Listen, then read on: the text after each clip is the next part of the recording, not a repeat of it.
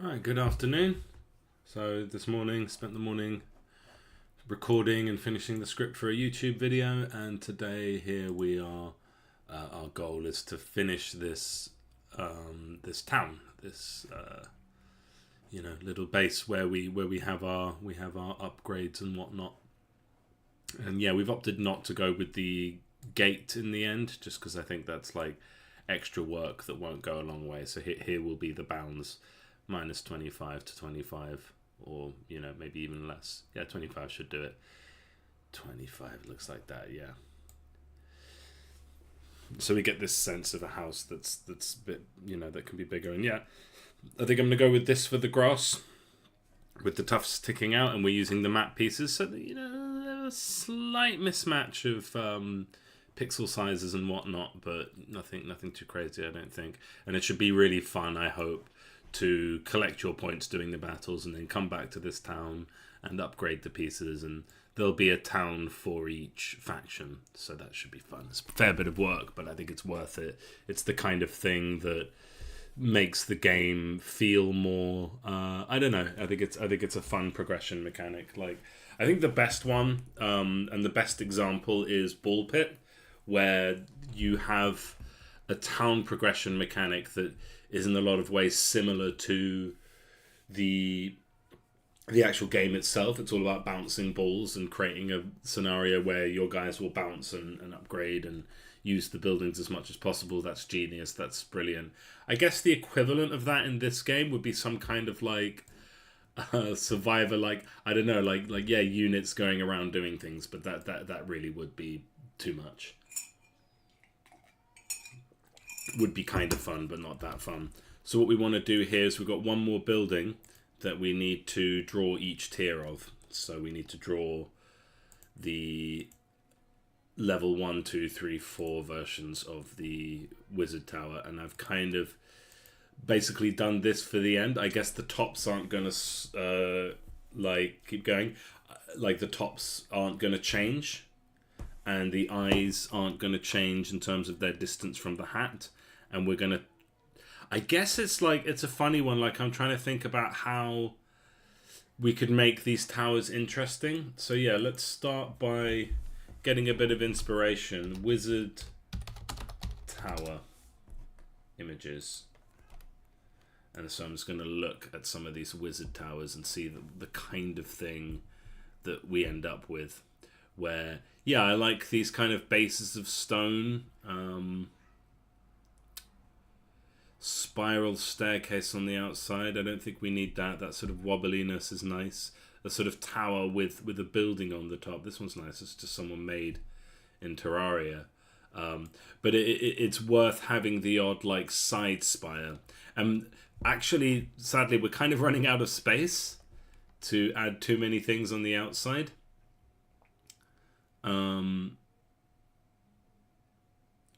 I really like the idea of the witch's tower having some kind of like vines growing off.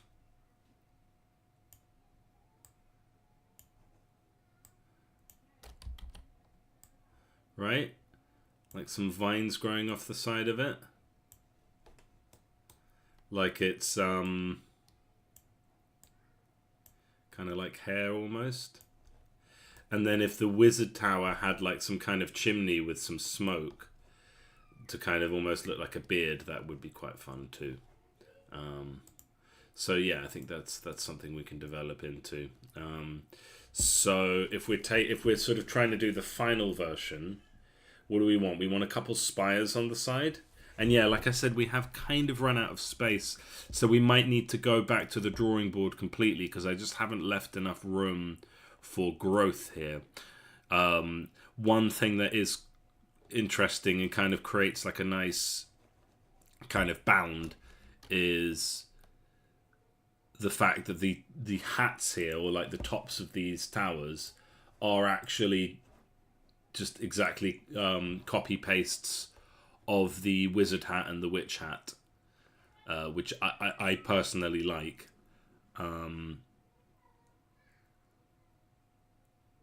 I'm a fan of that. And then the temptation is to continue that by doing like eyes, and I just think that's quite cool That's quite a fun thing to do. So yeah, maybe we'll continue with that. So yeah, like part of me thinks that they should be like thinner, and then we can add more to the sides. But like, let's try and, so for one thing, if we draw, so we need to be on layer 1 for the wizard tower. If we draw a line between here and here, that's going to be far too straight for what we want. So I think it actually makes sense to probably redraw this line in each case. So we'll do that. And again, anything I do here, this is part of the cope, I guess, is anything I do here is not permanent, because I can come back, just like I did with all of the characters in the game. I can come back and do the buildings again. Doesn't mean I should, doesn't mean I shouldn't try and make it how I want it now.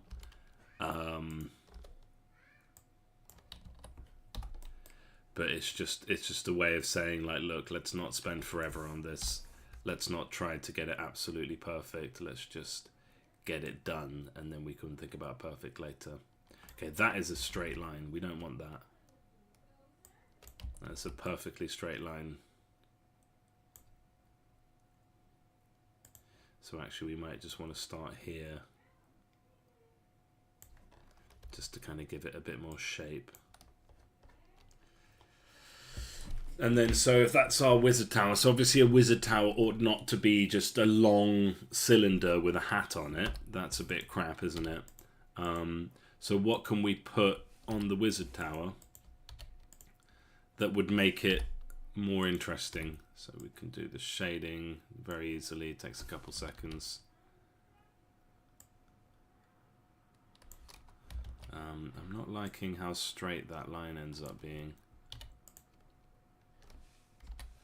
But I suppose that's what we're working with. That's the shape we've made. And then we can say, okay, what are features? So like a side spire. The thing is, we don't really have the space for that, but let's give it a try. So we would have a spire coming out that is like, and again, I'm going to look at my inspirations a bit. So like a little tower sticking off the side of this looks like, so we'd have like a little roof. Oof, little burp with a present. Excuse me. So yeah, little side spire kind of looks like, so that and then that would be like another sort of little wizard hat with a little bit coming off the side, and then kind of like wedged on either with stone or with lots of wooden beams.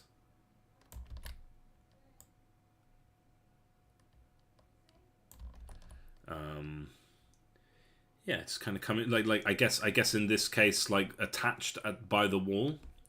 So we would then get rid of these lines, and I guess let's just start by crudely coloring it in so we can get a better sense of it.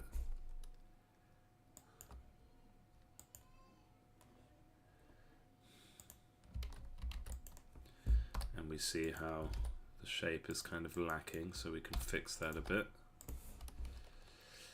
And I guess this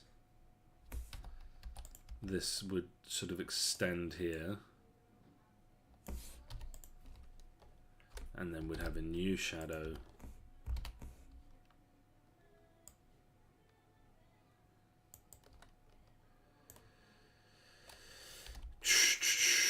How do we feel about this? Is this good? Is this crap? Should I pay an artist and stop doing this myself? Stop trying to do it myself?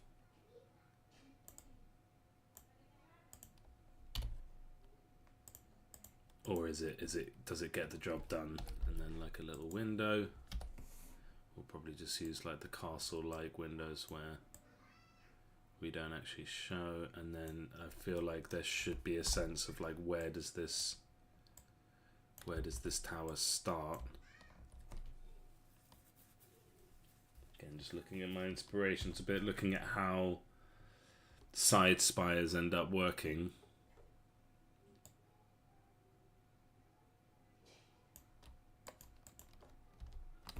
And actually thinking maybe, because I just felt like that shape was just kind of sticking out a bit too much, so maybe actually what we want is this kind of vibe.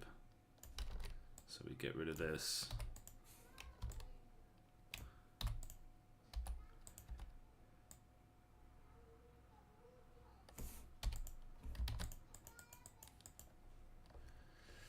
And that's a little spire sticking out. So this is not exactly amazing, but it is in fact a spire coming out, and it kind of almost looks like it's got a staff there.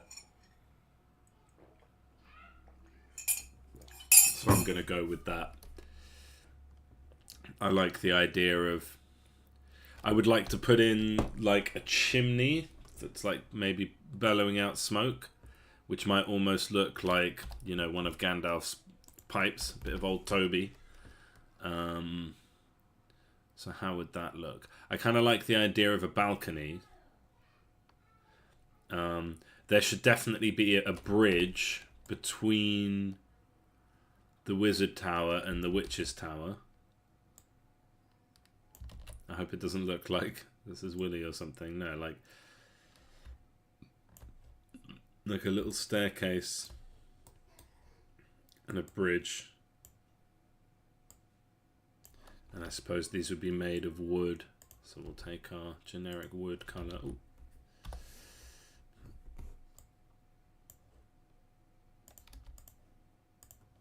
Like that. And I guess that looks enough like wood. Would we have like... Would we have like a darker colour to sort of give a stronger sense of steps?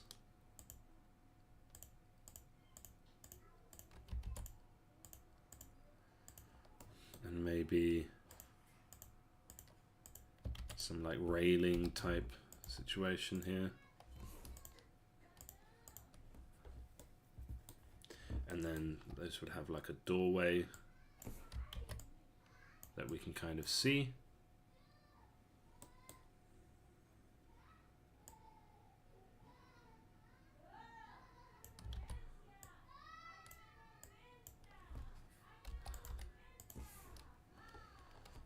And again, yeah, just that shape again will be fine. Just enough to sort of say like, yeah, there's little doorways between these two towers.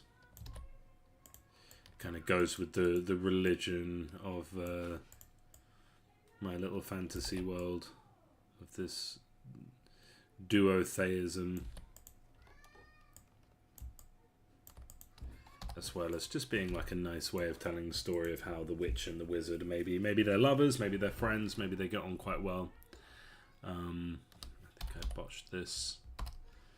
Because I've got another window open. There we go. Yeah. And then maybe the like chimney, because the thing is I would like it to be like sticking out the side, but the fact that they have bridges between, like that's one piece. He's got a spire on the side that he could get maybe at like level 3, and I guess we've got room for 1 or 2 other features on this guy. Like I feel like I like the idea of having a balcony, because I feel like a wizard might, and then that's going to start to look like a smiley face, which I'm okay with. I just think that's a fun thing to watch this progress from these little mushroom characters. And then yeah, what does a balcony look like? If that's a staircase, then we'll use our background black color. I don't want it to be the same black because I want to be able to easily do like find and replace color. And then this would be like we'd sort of give a sense of like railings, or like a sort of, you know, like a, what do you call it, like the railings on a balcony, which ends up looking a bit like teeth, but it's this kind of odd shape, which maybe isn't clear actually what's going on here. Let me think. I like the idea of like a sky balcony, so like so that the wizard can ride his griffin or his dragon or whatever straight into his lab. Can I see any examples of that? No, that doesn't look at all like what I'm trying to make here.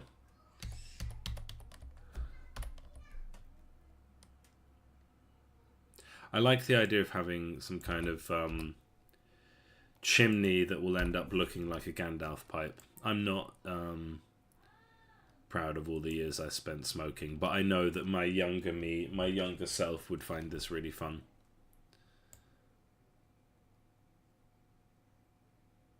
I would think that this is hilarious, like some kind of... But then, like, how would a chimney be? Like, you would just have like a little...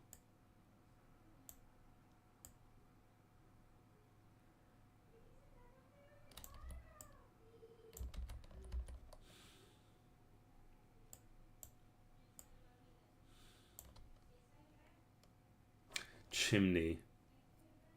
I'm thinking like the sort of chimney of a train, but like if we're just talking chimney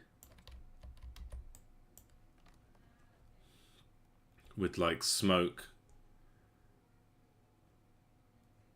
you know, I guess I'd have my chimney effect, and then this ends up just looking like a really weird piece of stuff.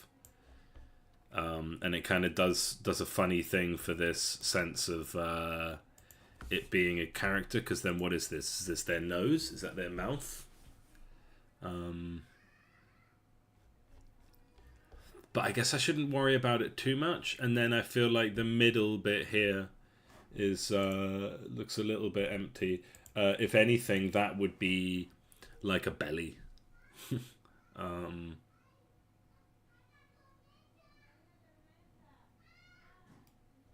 It would be fun if, like, in the windows, so we've got windows like this, and inside those windows but like they would actually have our fire color, and we'll do the same for the witch. Give this sense that like there is fire magic happening in here, and that can be like almost like a belt.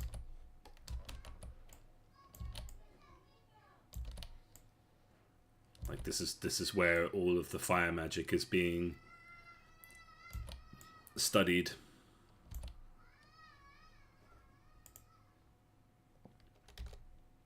And I think that works. That works quite well.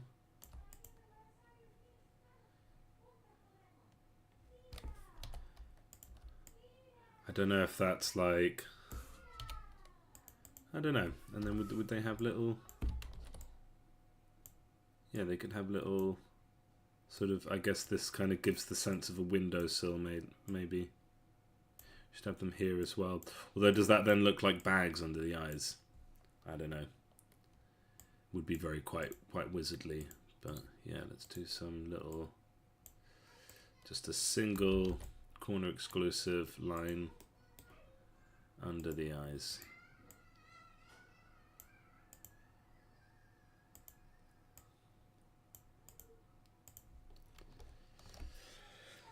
Okay, and we may or may not have like smoke coming out of there. Yeah, we've got this little belt of like little fiery windows. So my tower doesn't look nearly as good as some of these beautiful towers that I'm seeing pictured, but they should work. It's a little windowsill here as well.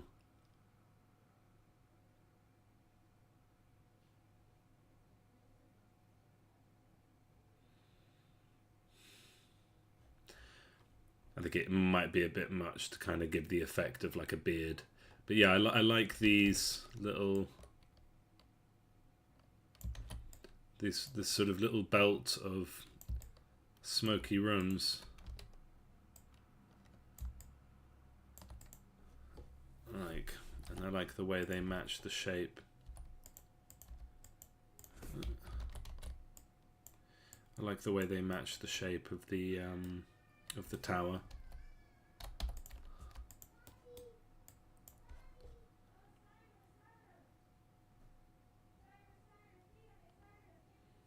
And then what else would we add?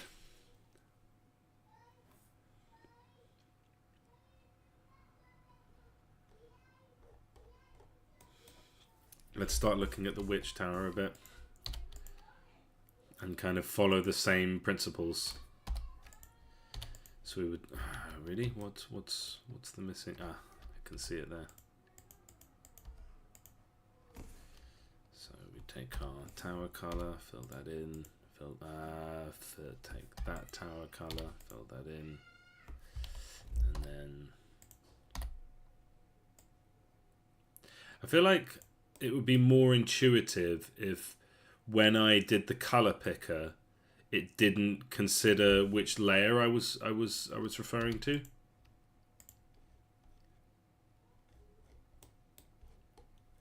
And yeah, she should have a little shadow under her hat, little beauty spot here. I need to double check because I know I have a beauty spot for like one of the heroes, but do I have it? Do I have a beauty spot on the wizard and witch? I think it's a very easy way, especially at this low resolution pixel art, to give a sense of, you know, this girl likes to party.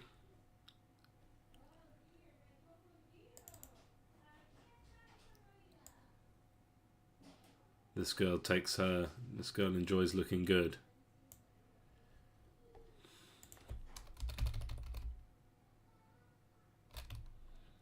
She does. The witch does. The fire witch does. And it's on her left eye. Does it work as well on her left eye?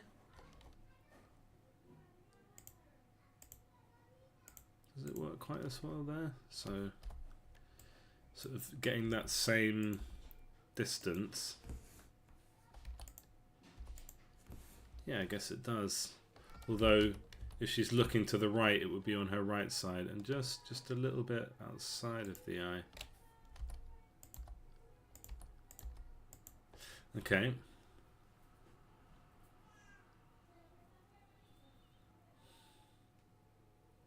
And then she might have little windows on, and again, just kind of trying to be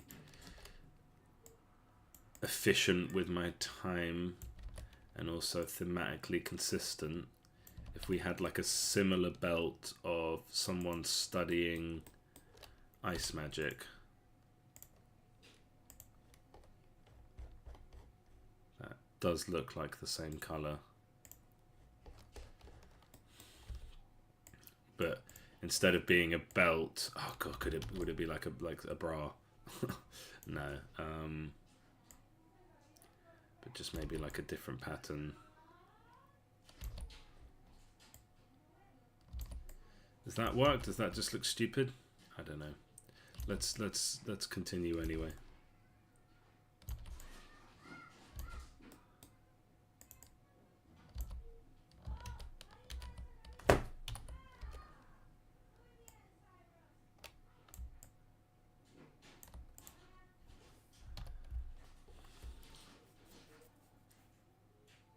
So he's got 7, she's got 7. Nice.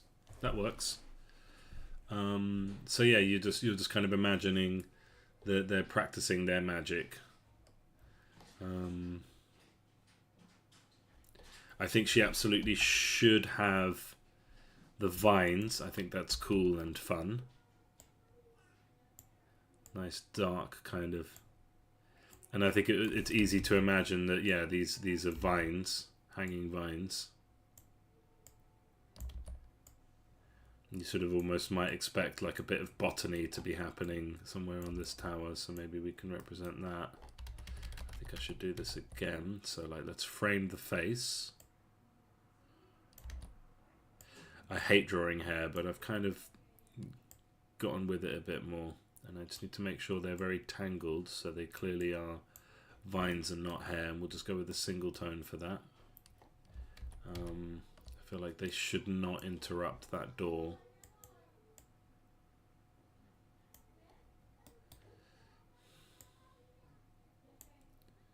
And although the witch's hair is never green, it does give witch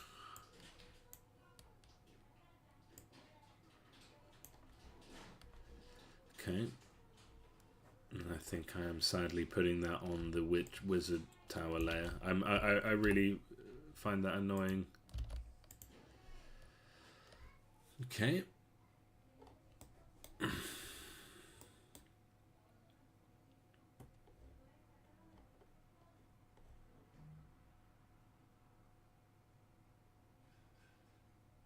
How would I make a balcony look? So you'd have a little door with a bit of like platform.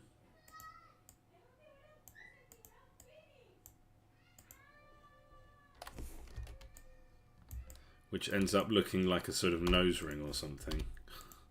Which would be on theme, it would be consistent. With maybe some like fiery shit going on in there. And again, just really, really hammering in this like sense of duality. So the wizard would have a similar like, or maybe not, it doesn't have to be perfect parity. And then what is going on here? So then we just put, does this give a sense of a balcony? I mean, I think it's like a lot of things, and where I kind of look at some pixel art and I'm like, what is that? I don't know what those pixels are supposed to represent.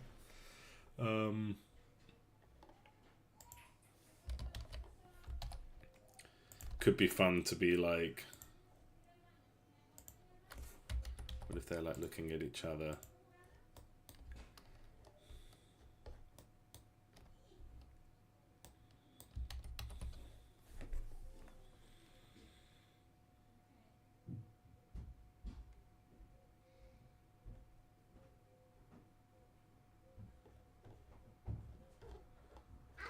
And then that's kind of the final form. Like I'm not madly in love with it, but I think that's kind of what I'm able to do. I'm gonna get the water, Dad. Are you? Yeah. And we can give like a little balcony here.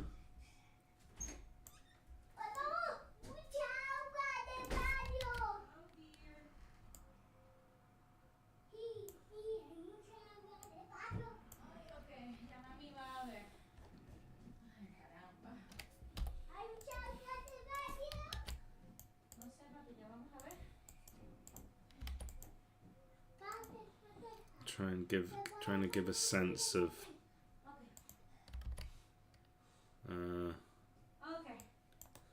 like a railing. I don't know if this is going well with, yeah, I guess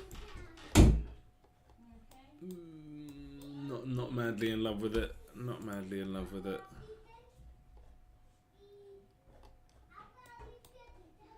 Well, like you might have like eagles coming in and out, you know. But if he's got a spire, she should have a spire, right? So I think that's one of the things that makes a wizard tower. And again, like having that parity and working with the space that we've got. So we kind of have like, yeah, little hat.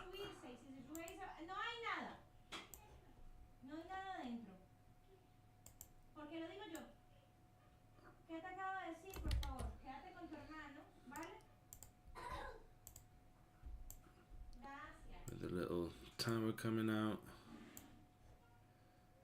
A little tower, and it's like flat-ish at the bottom. And then connects to the tower. And then has a bottom here, has a side here. And then connects in like that.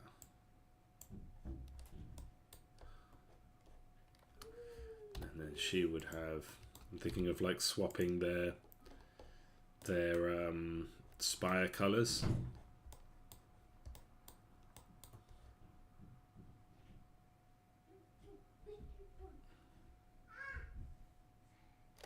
I'm so tempted to swap the height of these two so they kind of, it almost does look like a bra. But let's not, let's just keep it how it is. And then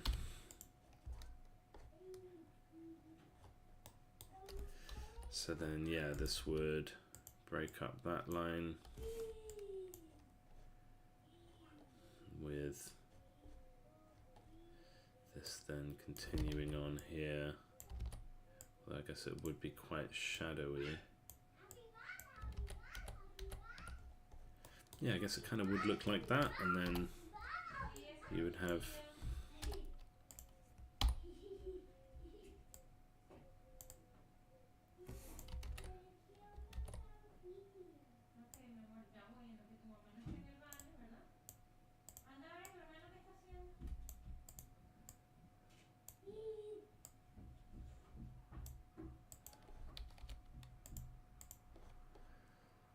with another little window.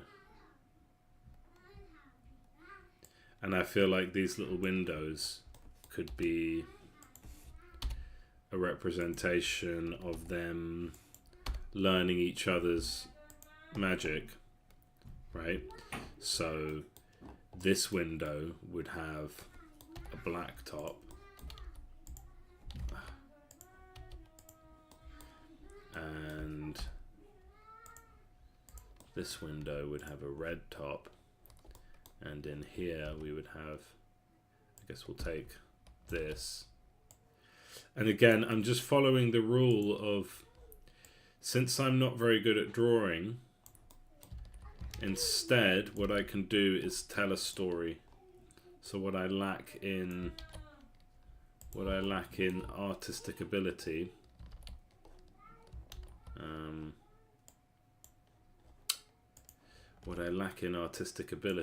I can make up for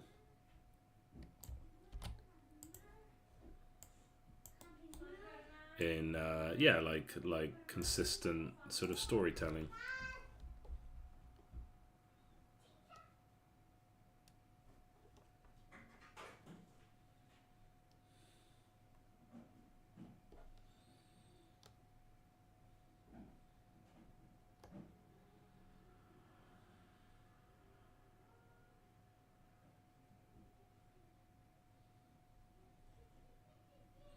And we've got these fairly silly looking wizard towers, which might be fine for what we're trying to do.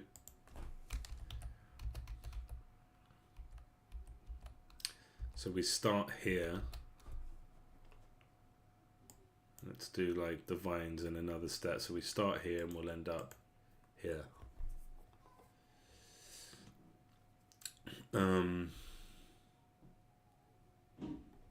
Yeah, they look like a cute couple. Maybe it's got a little set of features on their tower, but really they're just towers. So then what do we put in between? So like the easiest thing would be to just kind of take the tops again.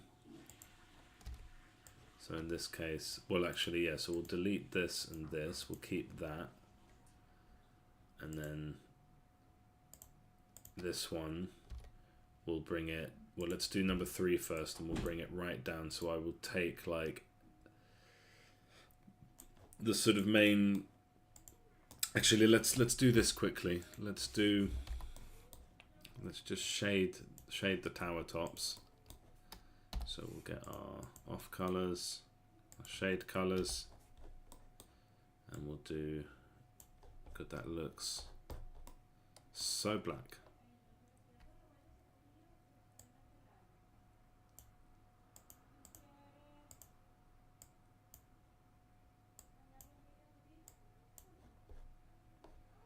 And same for the wizard. So we take the color at layer 1, go over to layer 2, and just give it a simple bit of, ends up looking just kind of like almost like random, but I think at a glance it does give tiles. There's no one in the stream today, how sad, never mind.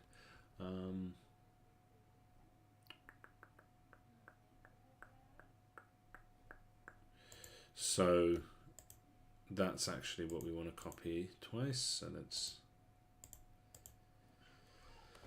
and then we just kind of bring them down. I guess they wouldn't, so step 3, so we would kind of, I might have made my life easier by working with a lot more layers here, but let's let's take this whole thing and bring it down.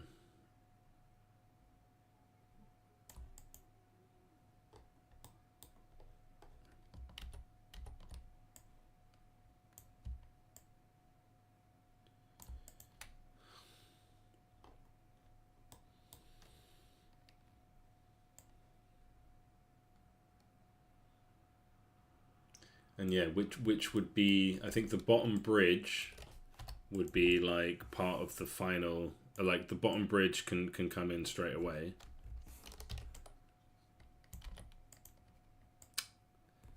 Delete button, notice not copy, whatever I pressed.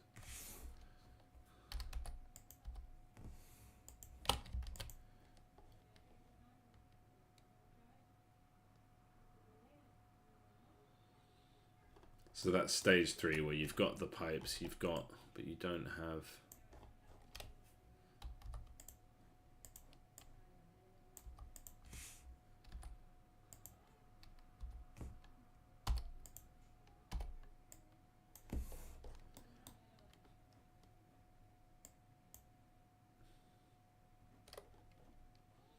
We need to take layer 2. Take the witch in all her glory.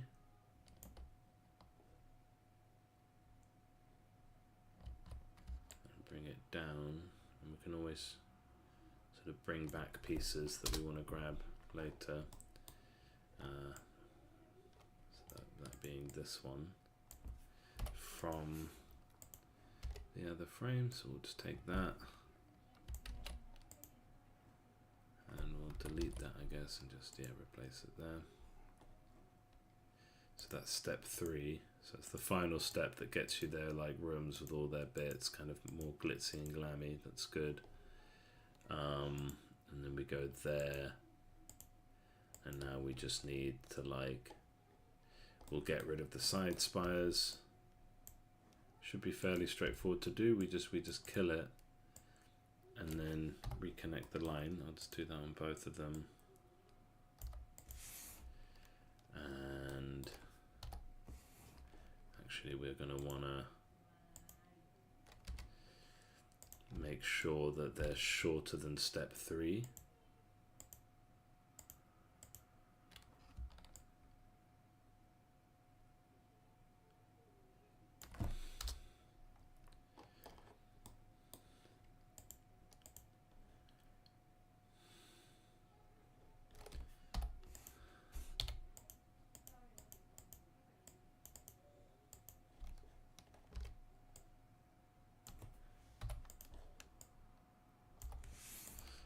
Do we have the bridge at step 2? Yeah, I think the bridge is a cute starting point. So then it really is just the bridge. We go nothing, and let's do the witch quickly before we start analyzing things. So we take our witch and we bring her down over here. See what that leaves us with. Yeah, we just need to cover that now. Hair kind of obscures some of the mess there, which is nice, I think. We can lose this.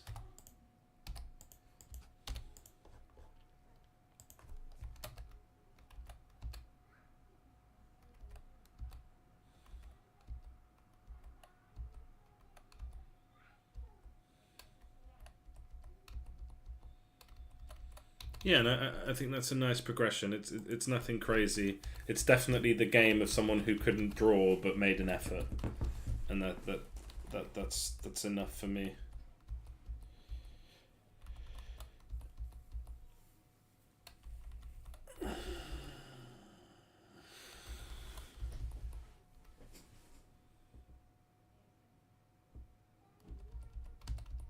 And we'll give him one of those chimney smoke effects out of his little chimney there, which should be a nice touch to kind of match her hair. Okay, so then we'll brick it up. So we just need to go and do these lines. 3, a 3, and then a 2 somewhere, then a 3 somewhere, 2,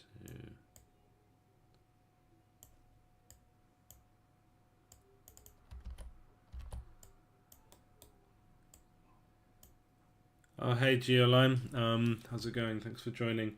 Yeah, I mean, so here's my to-do list. So we're doing the towns, which is like the progression system, and I've just done the first one, and it's taken me about a week, I guess. So it should take me like 2 weeks to do the other three. And then the map, I reckon, is another like 2 or 3 days to finish making the map look nice. So let's say that's like 3 weeks right there. Yeah, Notepad, most advanced form of note keeping and project management. I did this, and then we've got a whole list of things to do. But it's like a session of SFX, which is like 1 or 2 days. Bits of code here. A lot of these are bugs and whatnot. Let's put that to a week for all of that. So where we at? We're talking like a month and a half. Let's round that up to 2 months because you know how it is. And then stages, I would say like a full day or 2 per stage. But we've only got 1, 2, 3 to do. Yeah, Warbeans. This is Warbeans renamed. Just something that tells you what it is at a glance, because I think one of the things about Warbeans is, well, just in general, it was like people weren't clear on what the thing with this game was, and they didn't really understand that this is not just another Survivor game. This is an army of Survivor game. So yeah, we're about like, let's say 2 months, and then another like week or 2, and then lots more visuals to do, but no, it's not that much. Yeah, I renamed it. And then we're like, I reckon like 2 weeks, 3 weeks for this. So we're easily at like 3-4 months. Optimization. Actually, the game's quite well optimized. It's just my computer's crap. And then it's like, yeah, a bunch of this. It's like, yeah, let's say we're like happily at 4 months, and then we've got the story and glowing up the UI, but that doesn't actually take that long. So I reckon we're about 6 months out, which actually feels really depressing. I hope it doesn't take that long, but it may very well. So yeah, short answer. You said, is it almost done? Yeah. Yeah. Well, cheers. Yeah, thanks for dropping by. Yeah, I probably can do it. Like, I'm just overestimating a bit, and I'm also taking into account the fact that I've got to do like holidays and shit occasionally. Okay, I think this is done. At least first pass done for now. Seems to be a bit of staircase hanging off in there.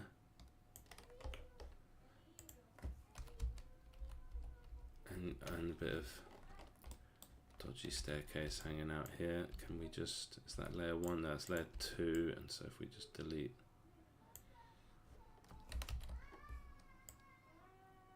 that's a silly mistake.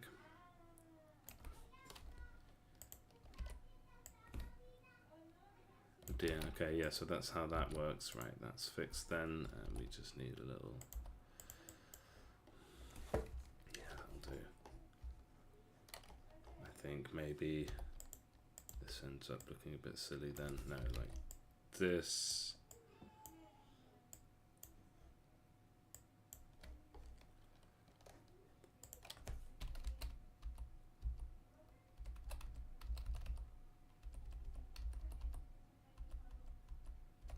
So we go small wizard tower, level 2 wizard tower, level 3, level 4. Okay, yeah, so let's keep doing these bits.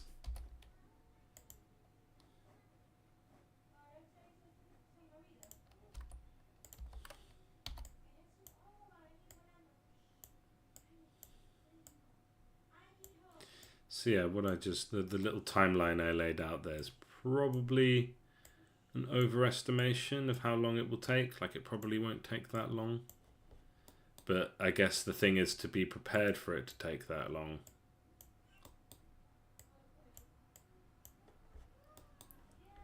and not be upset if it does.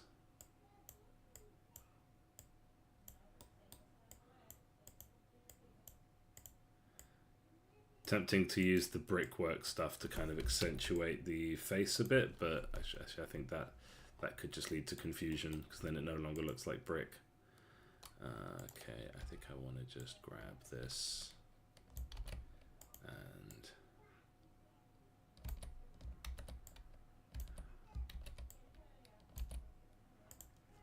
that deals with that.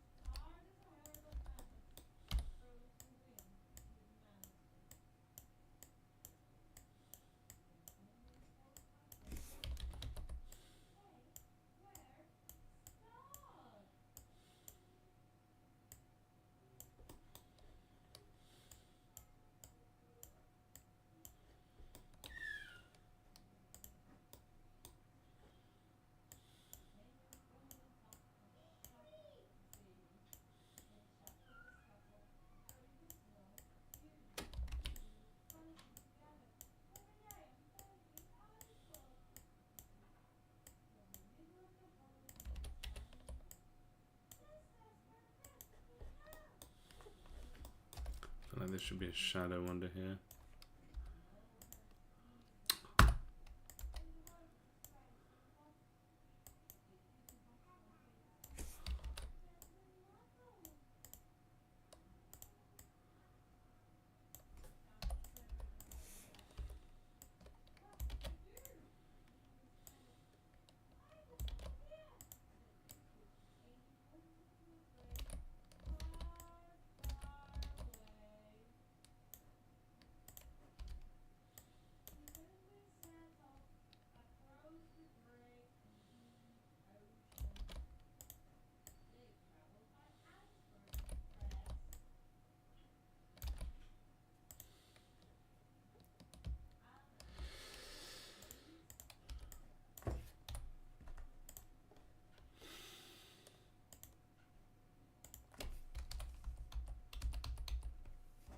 Okay, yeah. Again, like I may improve that over time, but I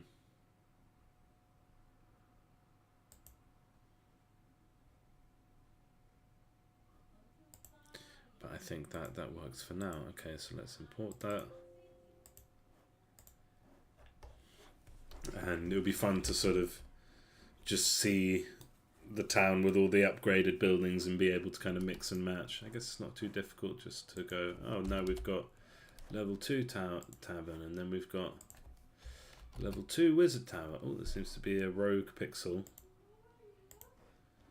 in number 2, and there is indeed.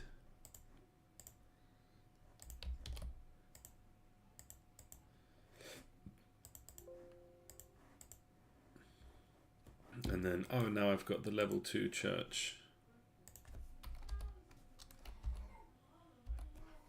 And then, oh, now let's upgrade the market. Now let's upgrade the tavern, the blacksmith. Now let's upgrade the military barracks twice because we're at that part in the game. We've been made to do it for the tutorial. And then, okay, yeah, let's get church level 3. And market level 4, because I can't remember what that looks like. Yeah, it's just got a little shop in the middle, which does look remarkably similar to this one, so that might need to change. Like,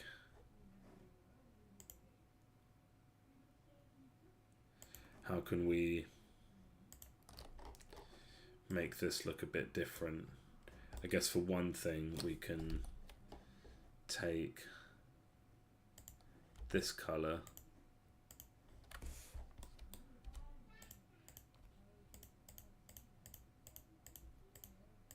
well actually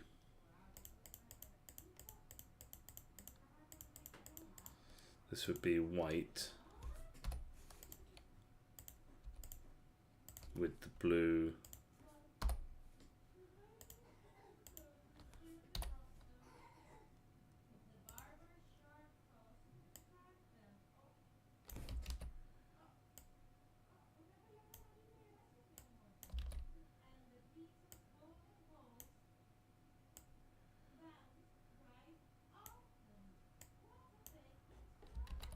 Why does that look stupid and weird? Okay, let's do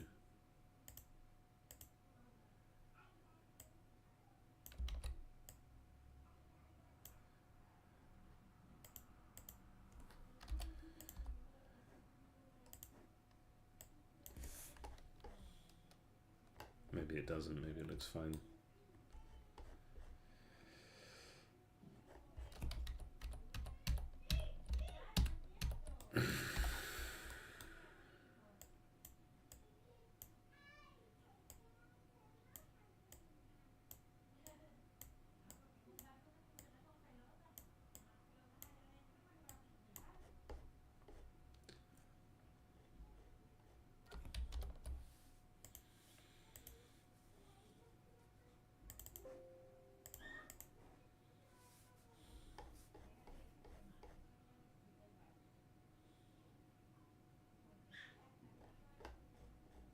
Yeah, I don't think that looks too bad. Okay, let's keep going. And then we were like, oh yeah, now blacksmith level 3, and then wizard tower level 3, and then barracks level 4, tavern level 3, church level 4, blacksmith level 4, tavern level 4, and we've fully upgraded our town. And then how does it look like? How does it look to scroll across? Oh, yeah. It looks like this. And in 21:9, it looks like this. Which I think is quite pleasant.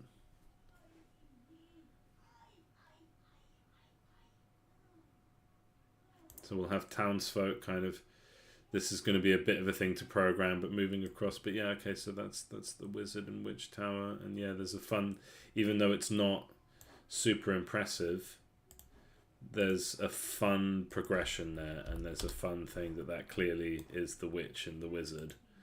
And you know, there's something exciting happening there. There's like a fun little story being told, even if the art isn't beautiful. God, what did I name this stream that no one's coming? Finishing up my first base. Yeah, I guess the name ought to have like Unity pixel art. Yeah, let's give that a try. Unity pixel art. Right.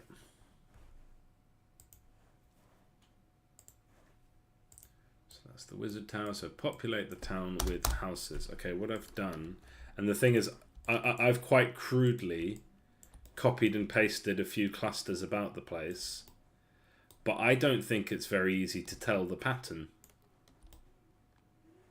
I reckon it's hard to see the pattern. And what I could do is I could easily randomize these, but I actually think that's done. So populate town with houses. Wells was a thing that I would maybe like to add to the map. So let's open a new Piscal. Let's go find the map, sprites, map, and we'll, yeah, let's make a new one then, I guess. New Piscal, And if we let's import a tree or a bush.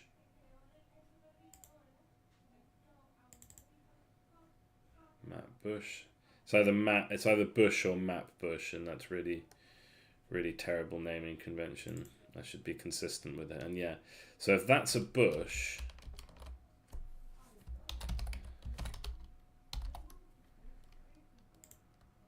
then a well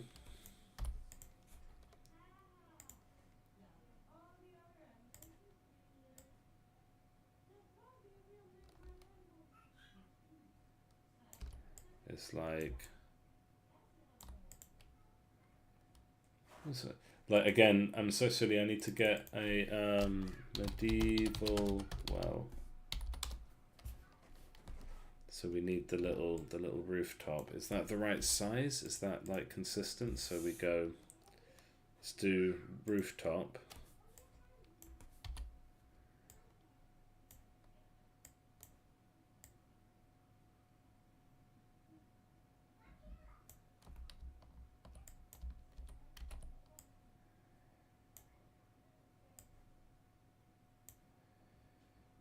With a little.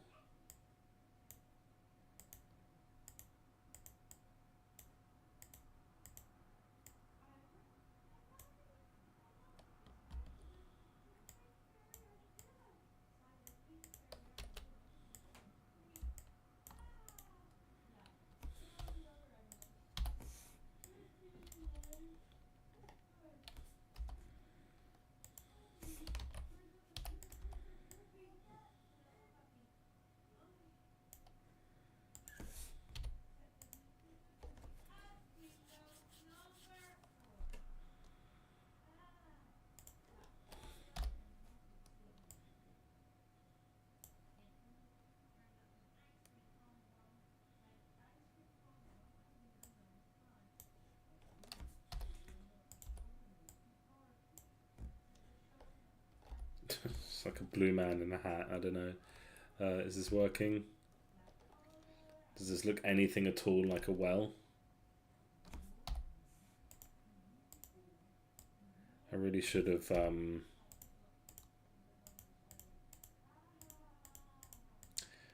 got my stone colours like properly sorted.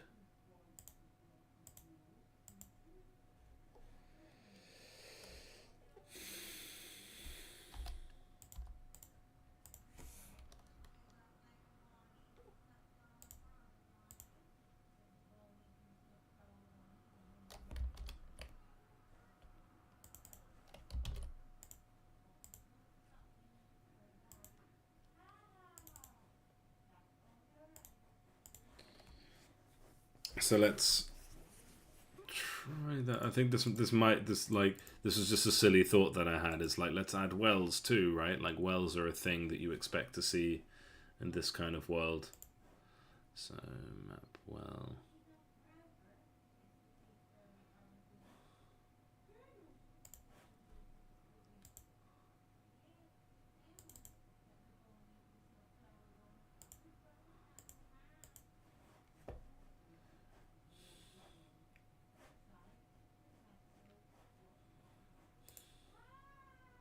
I don't know how many we'll have, but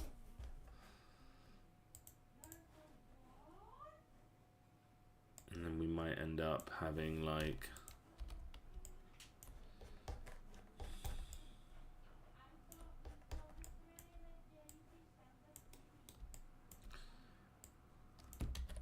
and do I need to change the size? Yeah, it needs to go up to 5.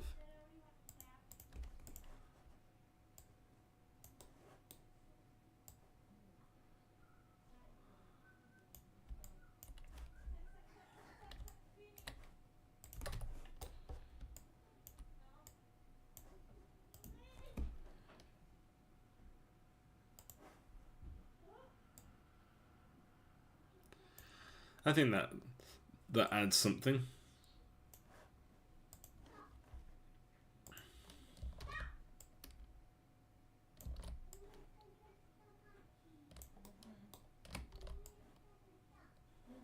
I'm not going to have that many.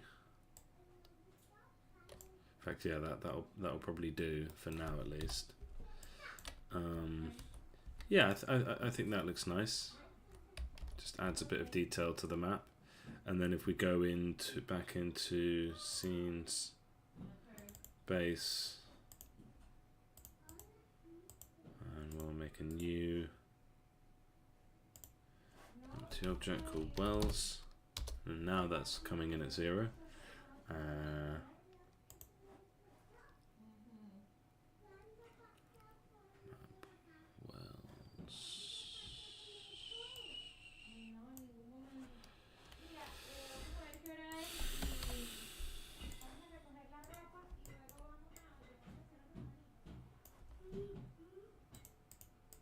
The scale is 7.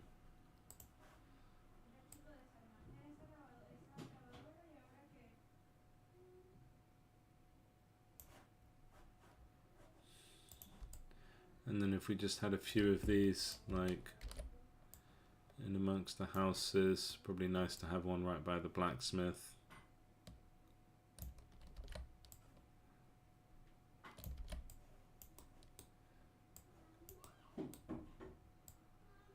Yeah, not too many, but it just adds detail. Okay, how did they end up low on the wire depth? That's because I must have moved them with the wrong gizmo.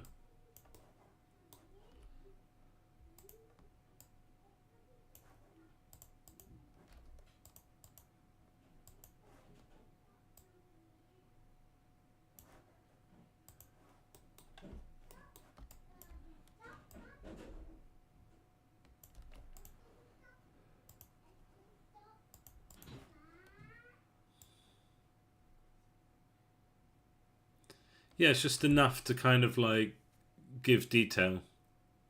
And the grass there really helps enhance the sense of movement from the sense of camera movement, I think.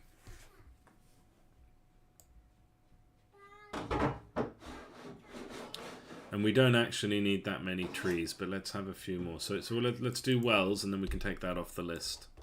And I'll be happy if I can just finish this today. Just kind of copy and paste a few things along. And I might not do it all on stream just because it is a little bit boring.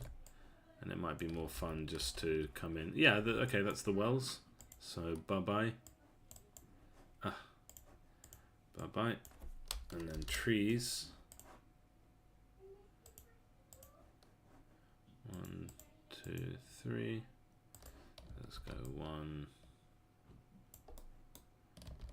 Get this one a few times, and kind of strictly, or mostly at least, in the background. And then this one can have like one here, one over here, and then this one.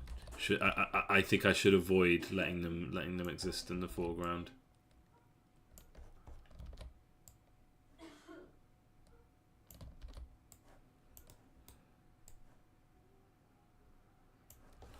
And it's just a little subtle detail that just gives a little bit more depth, a little bit more visual excitement to this scene. And yeah, it really helps you feel like the camera's moving, which is nice. Okay, that's wells. Trees. Roads to the buildings, that's a big one. I'll skip that. Tufts is also a big one, where it's not realistic for me to individually place each blade of grass. So the thing to do, I think, is we'll take this and copy it about the place.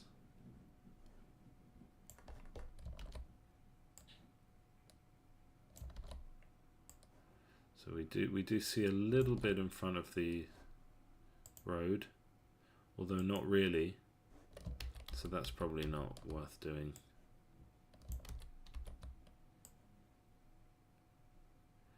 But yeah, we would certainly have it like that. Like that, and it doesn't matter if it intersects. Like it really just doesn't matter too much if they're like intersecting with the buildings, because I can just delete the ones that are being naughty and kind of popping in front and behind and stuff.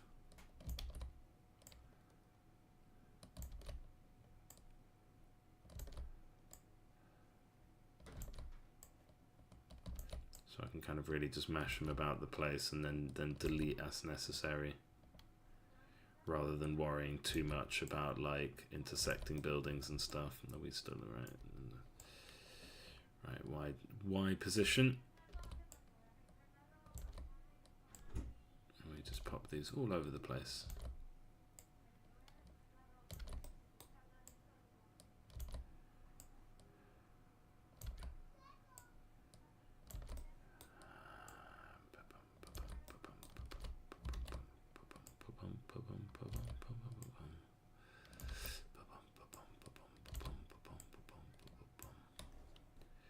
Okay, let's see how that ends up looking. So obviously straight away there's a few naughty ones. But for the most part we are successfully giving grass. And anytime we see them like somewhere they shouldn't be, we can just delete them. But this does give the appearance of grass. Okay, that's nice. So these ones over here, that one's naughty. If I grab this, am I grabbing the whole object or just, yeah, good. And we saw straight away there's a couple around here that are a bit naughty.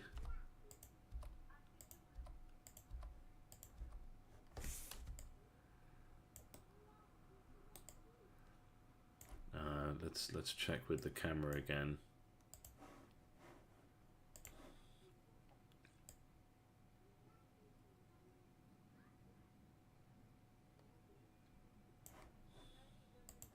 I mean, I could put a thing like, there's a lot of this I could do with code. Like I could put a bit that says delete any grass near my feet and put that on all the buildings.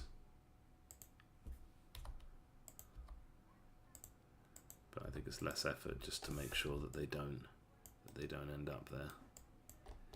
And then yeah, all of these are naughty ones. And they're ones that aren't going to be visible. Then I think you can go, if I can see you here, then you're probably not going to be visible anyway, and you only ever have a chance of just mucking up with the setup. It is sad that it can't. Like, I'm not blaming it, but it's... Wait, is there... What render layer are these on? 0. And what's this on? 1. I mean, it's on 0 as well. So how is that closer than this to the camera?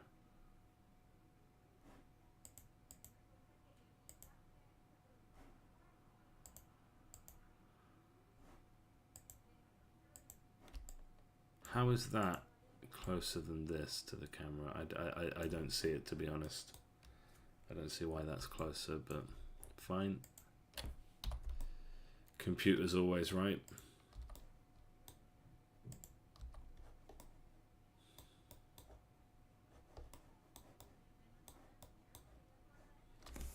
And we don't need to get too involved with this, because we can just... Anytime we see one misbehaving, anytime we see a piece of grass where it shouldn't be, it's quite easy for us just to hop into the scene, delete it, and then get back to playing. Like, for example, these pieces of grass over here, clearly like overlapping other ones, and they're distracting. And these, I just feel like let's just get rid of those.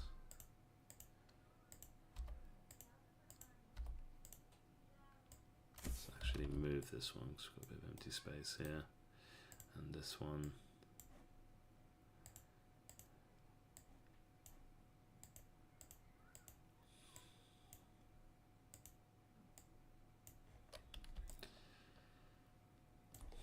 But that does look nice, I think.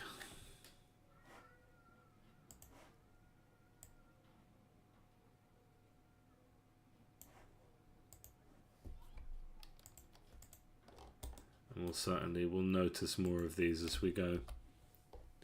All right, feels good to me.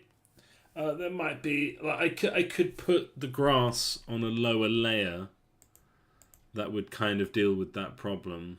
So if that's -1, if this were actually -2, and if all the grass were -1,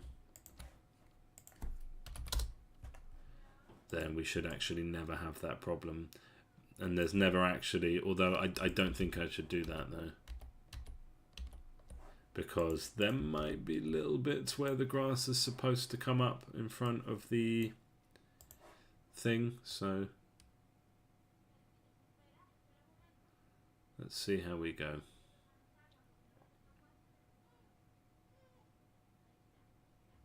Okay, but I'm going to say that is tufts done. We can always come back to it, but it is basically done. Bushes, yeah, scene looks a bit nicer when you just throw a bunch of bushes around the place.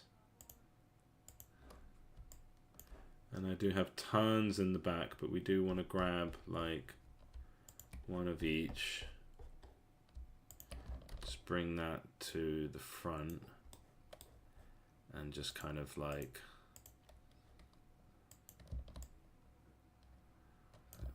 there, there.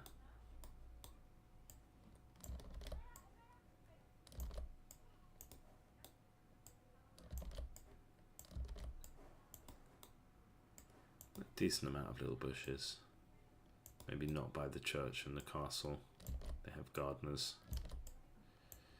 Not that bushes would be excluded, but and yeah, we try and keep it in like the background. And we'll just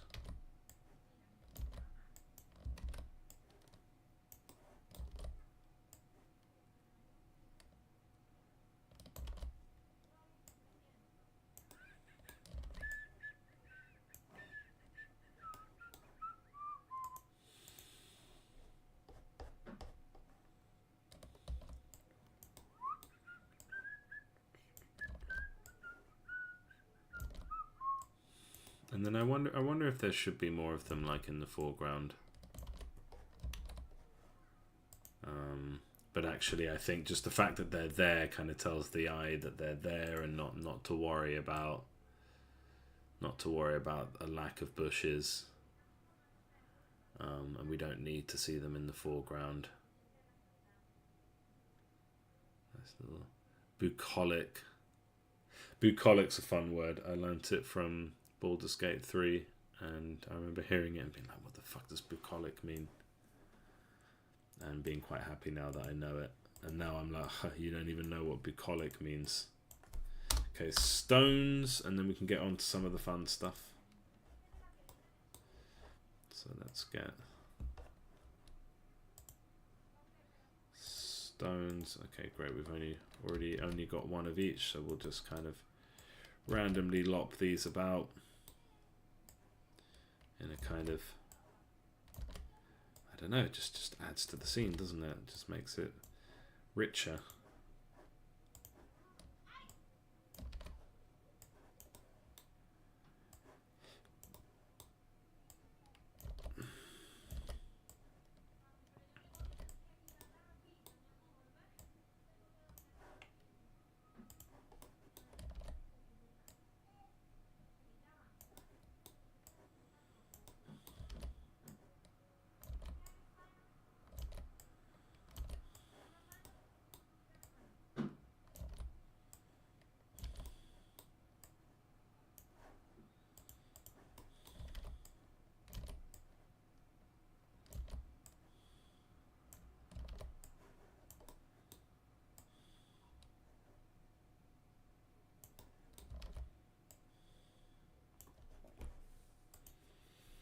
Does that feel like too many? Does that feel too like noisy? Maybe on the left there a bit.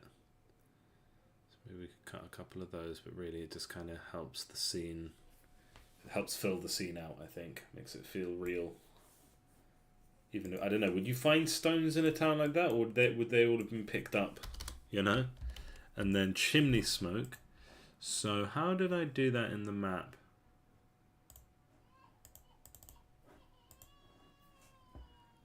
Was it part of the house prefab?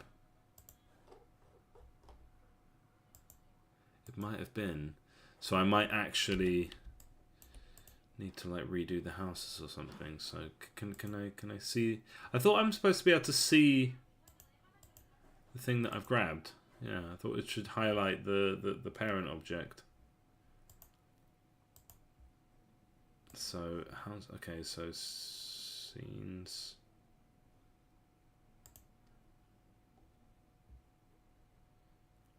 I mean, one question is, should it even exist in this version?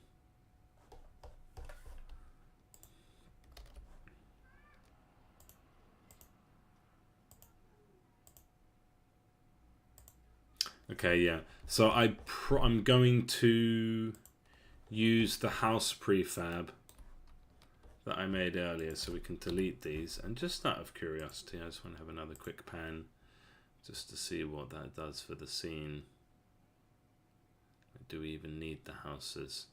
I think we do, but we don't need that many.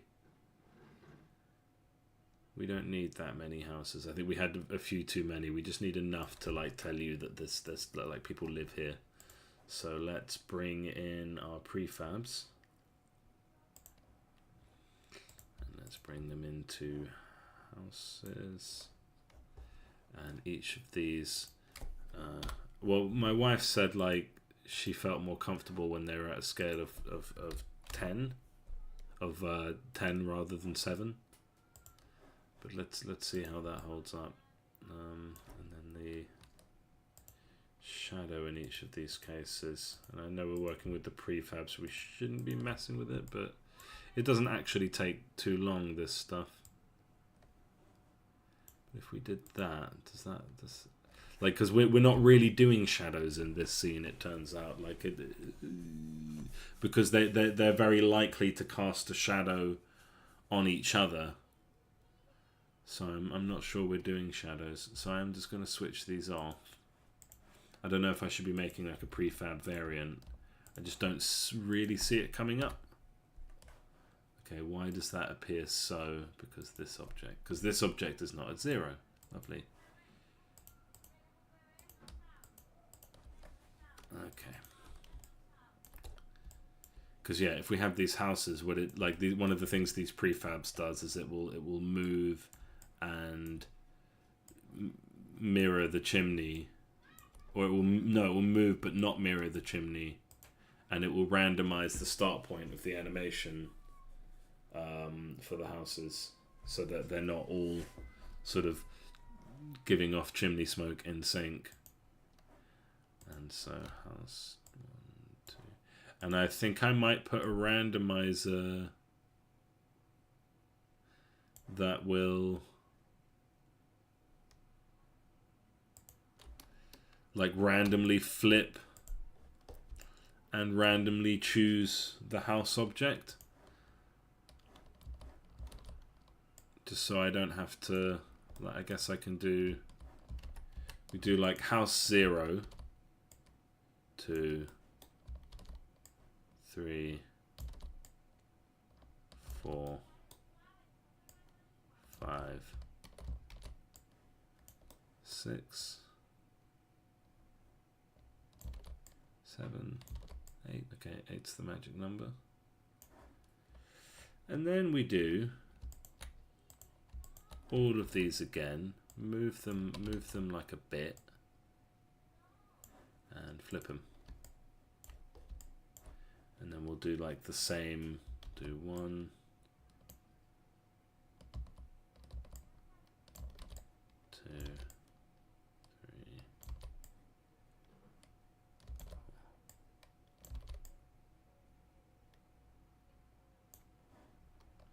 And then I guess we'll just like flip half of these. I know, not the same ones. 1, 2, 2, like that. Maybe I'm being lazy, maybe I'm being clever, you decide. And then we'll take our house number 3, paste it about the place. I guess I could just like flip, not flip, not flip, Flip.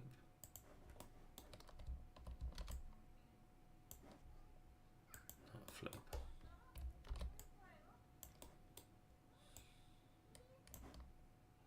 Flip. Not flip. Flip. Not flip.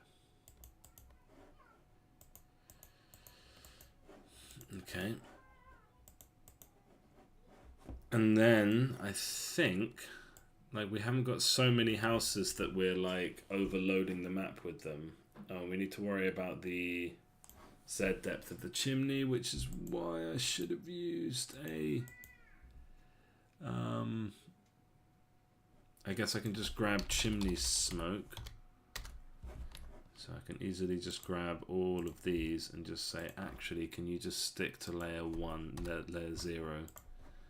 And hopefully that doesn't make anything, hopefully that doesn't mess with things. So that gives us our houses. And they've got chimney smoke. And I think I've already set it up so that they shouldn't have, the animation shouldn't be, like they should like desync, so they automatically just kind of all start at a different time. The well looks good. I think that was a good choice, and the buildings are fine, except I want to grab, so we'll make a new one. So this is about 20, let's say 24 by 12. Or 24 by 16. And I want to take this flag, and can I please paste it over here? Damn it. I really hate that. Like it just won't put it in the scene. So if I go resize, yeah, because this is not the center. If I go resize to the top, I mean, if I just make this big,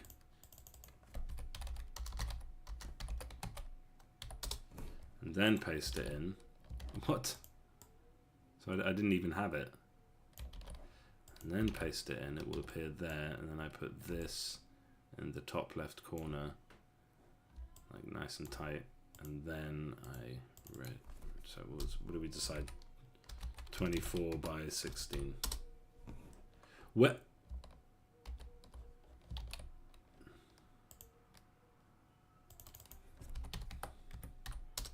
There we go. Okay.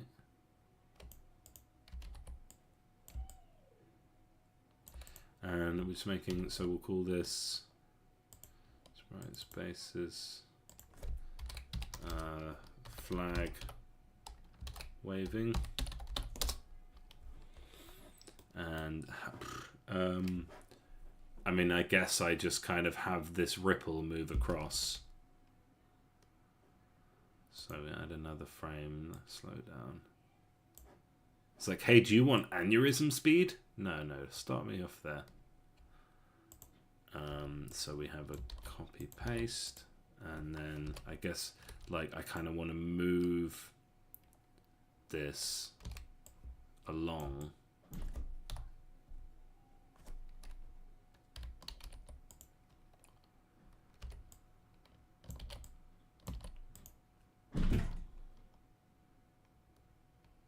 And now, like, how many frames of animation are we going for? Flag in wind pixel animation, just to see how someone else has done it.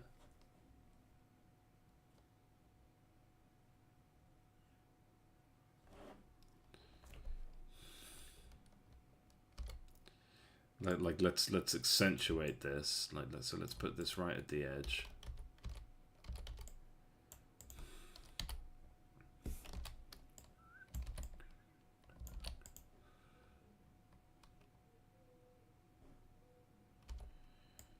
Let's try that again over here.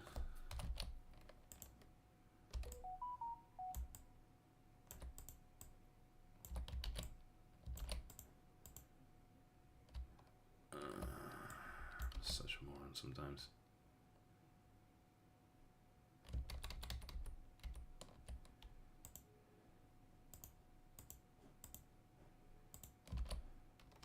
Except this would be one up. This one would never come down because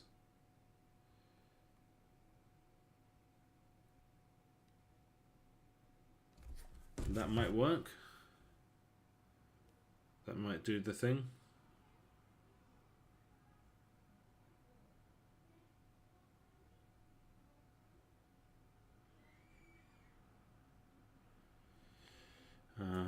Yeah, let's see. Put an email about booking I just made. All done. Yeah, I think that'll look good in the scene. So we export that as flag waving in bases. And then on our buildings, we actually delete them.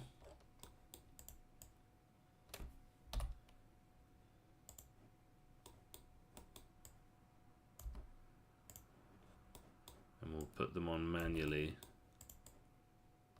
Which is going to be weird with highlighting a little bit, but we'll figure it out.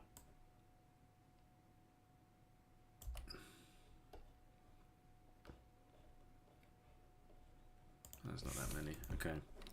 So export that.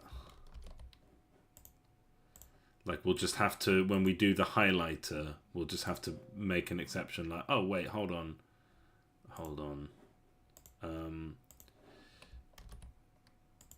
We'll have to, because we highlight the building, and if it's highlighting everything except the flag, it's going to be a bit jarring, and especially if it's not animated. But we'll have to say no.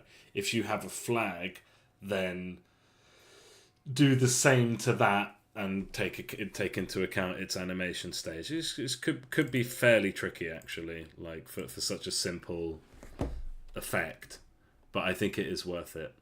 So we go into sprites. Sprite spaces, flag waving, do the same whole boring thing again. Multiple, apply, sprite editor, slice, cell size, 24 by 16 with the pivot. I guess it doesn't matter. Ideally the pivot would be there, but that's kind of, I might as well just move them.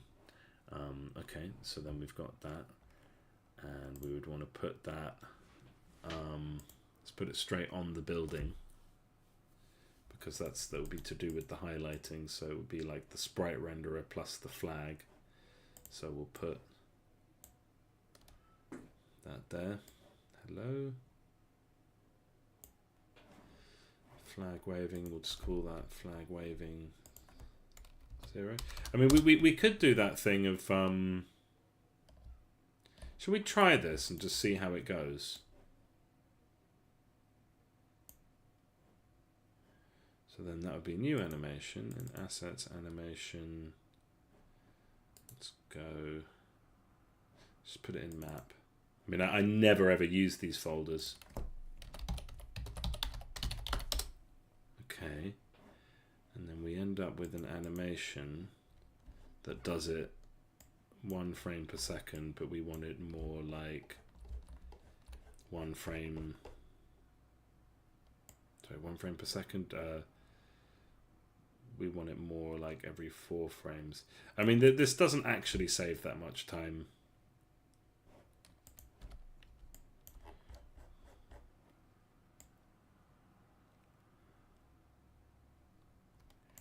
This one would want to stay for a bit.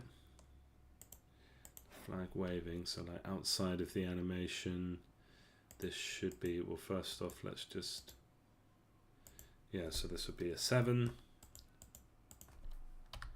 to match the scene, but that's not animated.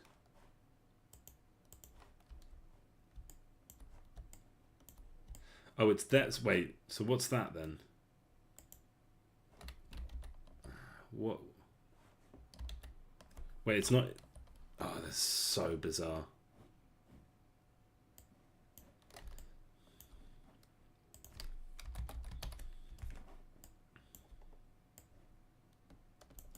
It's going to be quite tricky to place them because we have to do the rotation and then we have to like manually pin it to the exact spot it needs to be.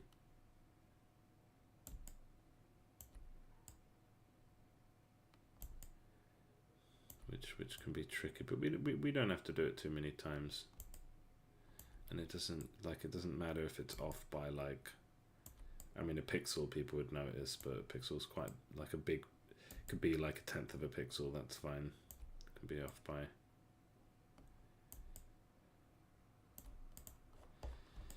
And then that should animate. Let's do flag waving. Hello? Does it have animation but not an animator? Where's our animator? So that's not actually helpful. That's not actually helpful then. If that's how it does it. And why does this go to 1 second? Is this like some dodgy frame rate thing? And why isn't it actually doing anything? And what is that? What is that down there? Where is that?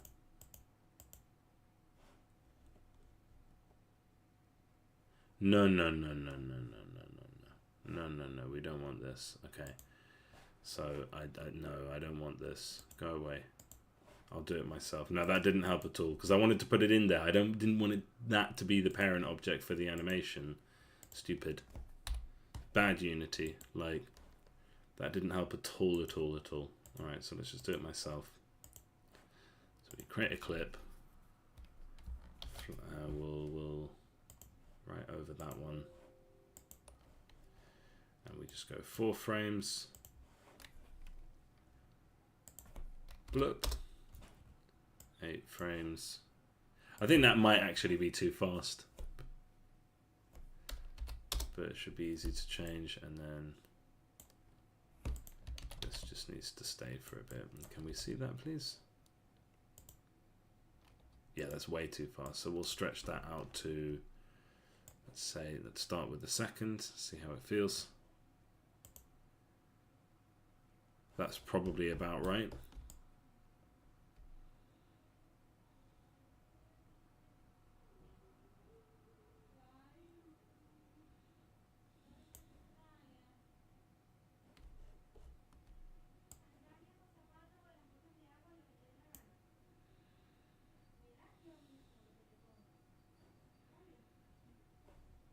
Okay, yeah. And we can always modify that if we need to, but that works for now. So let's place these where they go. Do I want to use a prefab for this? I'm not sure I do. I'm not sure that's necessary. He says, like, that's... yeah, I mean, I think sometimes it's better to like make the potential mistake and live with it, so then you know why next time you just do a prefab and don't question it. So it was just these 2 buildings, just the backs. Oh, one thing, because it's not on all versions of the building, so we'll have to do some like weird funk. Like basically, like this has not been easy at all to do, considering what a minor little detail it is. But I think it's this kind of detail that makes all the difference. I really do. I don't think this is a bad use of my time to sit here and my worry is, so the reason I just crashed out a little bit is because if there's different versions of the building, right, we'll have to like, switch it on for this one, switch it off for that one. So we like, because what I'd like to do is you upgrade the barracks. You start with tent, and then you build up to this. And we're going to have to like put some code in to like move the flags. And then these ones, is it going to look weird if the big flag is moving but the little flags aren't? So basically what I'm saying is that this ends up being quite a lot of work for a very, very subtle effect because of the fact that we can upgrade these buildings and because of the highlighting function that we have, it's gonna be a bit tricky. I mean, we can easily just tell the animation to stop, but like as you upgrade the barracks, you're going to see these flags appear. I mean, what we could do is just get rid of the barracks, just not have them, and just have them for the castle, which doesn't change. Because I'm just thinking, like, so it would be like, oh, I've upgraded the barracks, and I don't want it to be like, it's not a function upgrade barracks, there's a function upgrade building. And then it would say, okay, make that building the next sprite. But then I would have to say, if there's a flag, or if it's the barracks level 2, in that case, find the flag sprite renderers, switch them on, and tell them to start animating. And then also with like the highlighting, it's like, if I'm highlighting an object that has a flag on it, then we need to also put the renderer behind that and make like yeah, I guess you'll see what I mean when we start doing that, and we'll cross that bridge when we come to it. It might be that we just have to go back to having static flags, because I don't know, it is a nice detail, it does make all the difference, but I don't know if it's actually worth the amount of time it's going to take to implement. But yeah, I'm excited to see this scene in motion. Okay, so we've done chimney smokes, waving flags, kind of. We put it on the main building at least. Mountains, clouds, birds. So clouds is one where we actually have. So if we go and have a look at sprites map, do we put it in here? Let's find it here. So we go sprites. Well, let's find it here. So we can grab that. We say, where are you? You're in scenery planes, and it's a cloud shadow.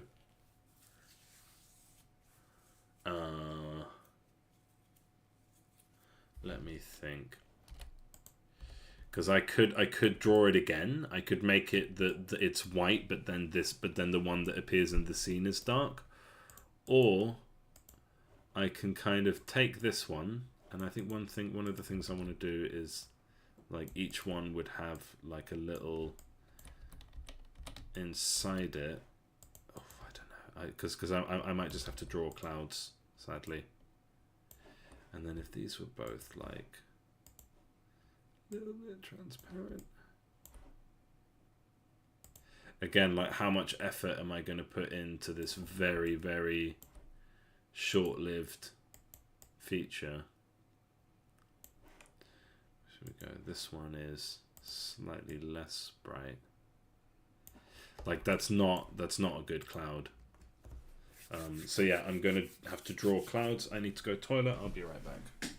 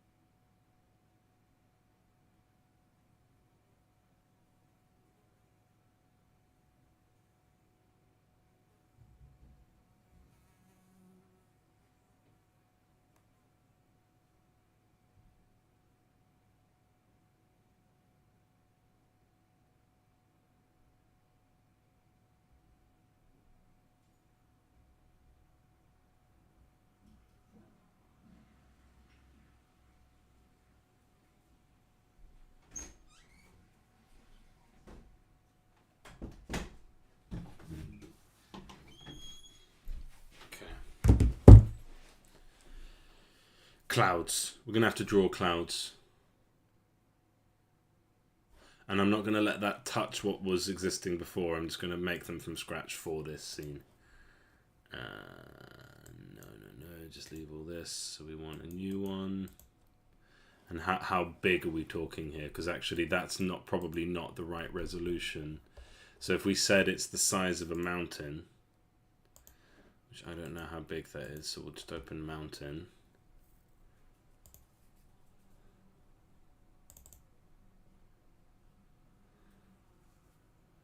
I bet it's just mountains and not map mountains, yeah.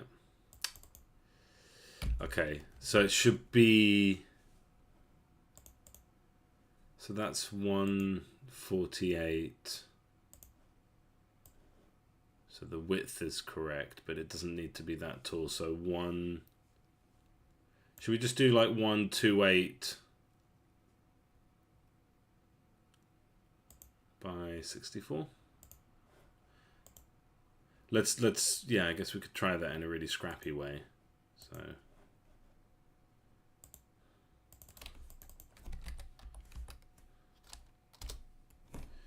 and we just go cloud, and the cloud has this grey background,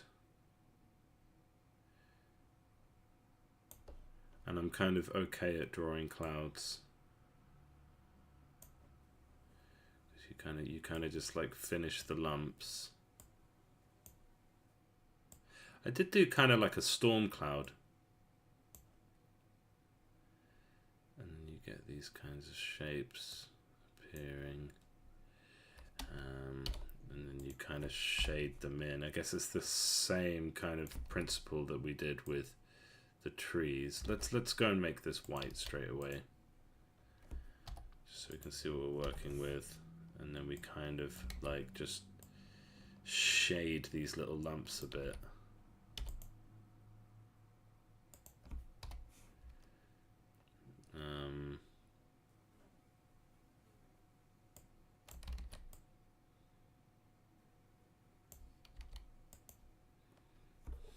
That line was a bit too straight. Should we just see how that looks? So we go sprites, spaces, clouds, and we'll tidy that folder up a bit later. We're going to do 3, but I just want to see how this looks. I guess straight away, like, I don't know if those little like tents actually make sense for what we're doing. And I think actually this color is a little bit too dark. See if I can see. I'm in England. Do you think I'll look outside and see some clouds? I think yes, and that's kind of about right. I mean, what I've got outside at the moment is not some clouds. It is just a full sky of cloud, just one giant cloud. So yeah, let's just copy this twice so that we can go ahead and make the thing. So yeah, clouds. So then sprites, bases, clouds, set the preset, tell it to be multiple, apply, sprite editor, automatic, grid by cell size, and I think it was 128 by 64.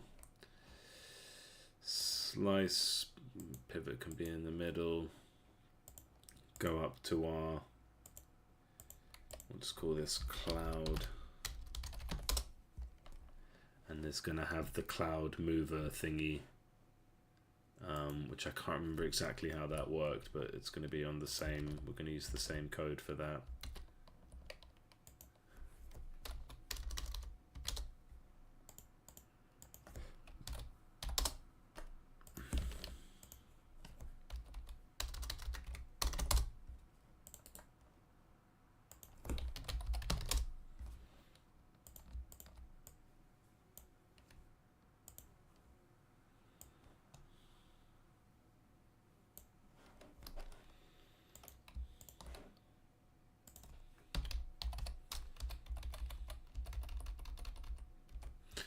Let's not do the white renderer thingy, so let's do a normal Sprites diffuse.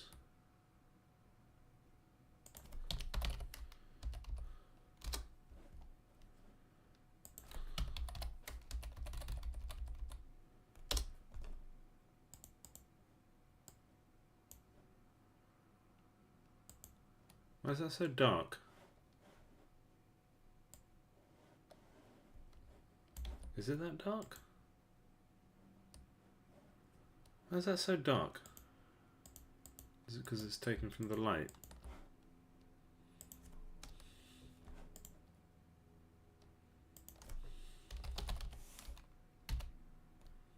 Let's just go sprites default then. They're like, they don't follow the rules of lighting.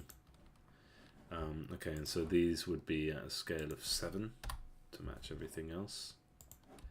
And they kind of match the resolution of the mountains. They're actually a bit smaller. How big do we make the mountains? 15.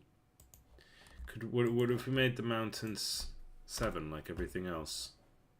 I guess they can afford to be bigger because they're further in the background. So then I suppose the same is true for the clouds, where we should actually aim for it to be the same so that the pixel size is the same.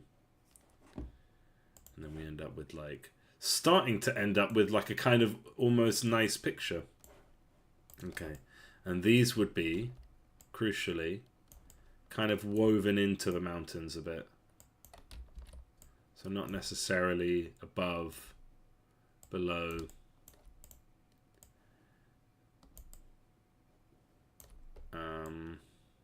Not in front or behind, but like in with them. So, because I think it always does a nice thing for the eyes when you see a cloud appear. There's something about seeing a cloud appear in front of somewhere that you can reach that is quite magical, I think. I used to live in Tenerife, not because I was fancy, but because the opposite actually. I needed to leave Madrid because we were being priced out. Anyway, and you could see the mountain, and I never actually went up there, but I could have. And sometimes you would see the clouds go there, and it would like touch the mountain, and it gave me this sense of like, holy shit, I could actually go and touch the clouds if I wanted to. And I find that quite beautiful. It's quite a nice thing. I do think these mountains can come down just a touch. Ah, but they're obscuring the horizon. Well, I do think that this square is obviously way too big, and we can just reduce its scale to 2. Because it's never going to need to be wider than that. And then now, if we take the mountains and just say, hey, could you guys just chill out a bit? Could you just like... just stay there, please. Yeah. And then... so moving the camera and having the perspective of the clouds on par with the mountains. We're going to have add a few more mountains to the left, I think. This is just for those people with the massive 21:9 screens like myself. So yeah, let's just grab a few more of these mountains. Let's just, don't have to overthink it.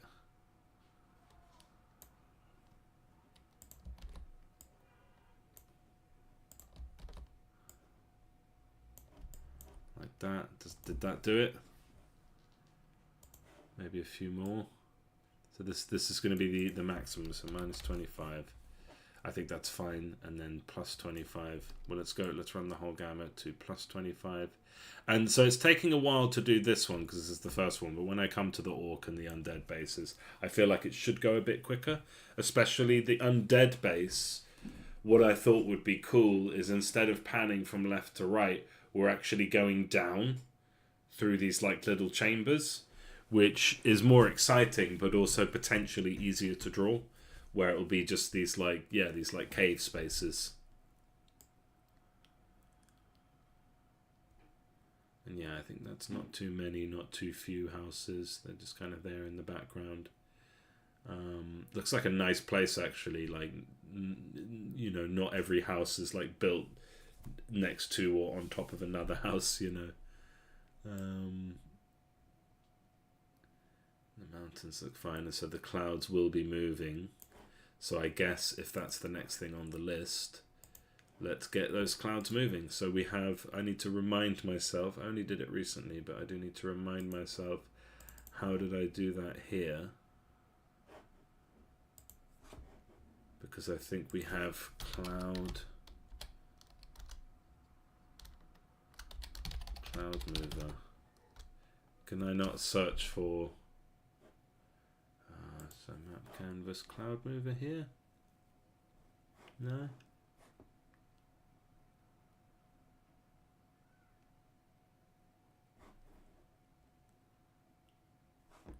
We had something that moved the clouds.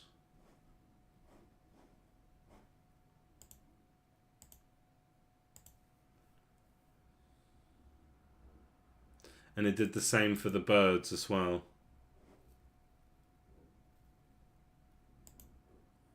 And actually instantiated them at random. Although I think I can just move them along. So yeah, let's open script editor and go. Let's find our cloud mover and just remind ourselves how it worked.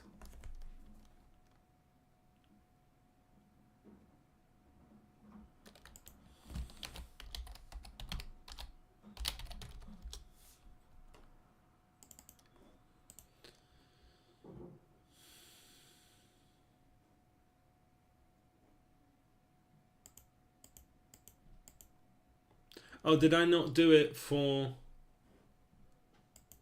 So is it on the cloud? Is it on the... I thought I'd done it from a central controller.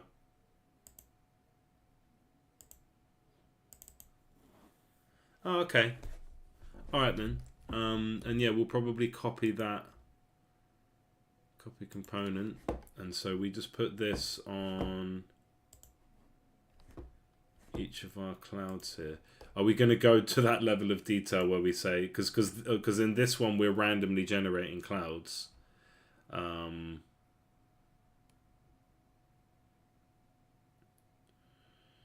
Should we do the same thing? So we would need the 3 prefabs and we need to like randomly generate them. Or do we just kind of have them there and just... So what the cloud mover does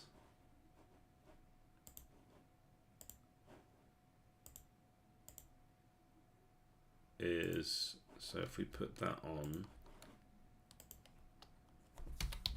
cloud mover, and then the minimum is, so we just grab one, the minimum, so like the furthest point back it can be is, let's round that up to -100,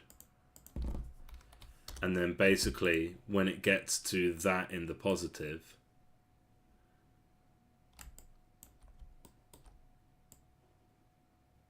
oh, that's not. Is that? I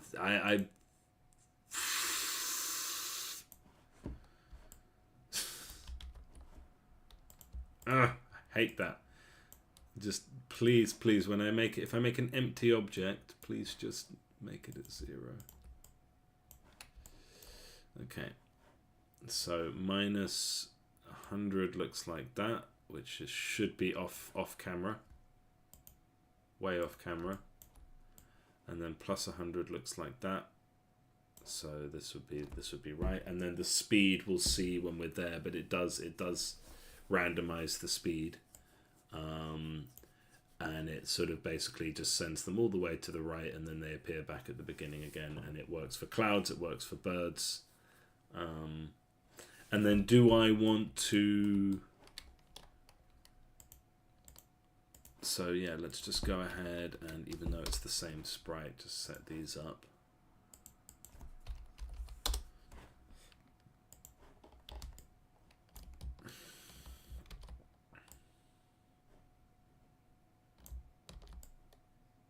Go have like 3 of each.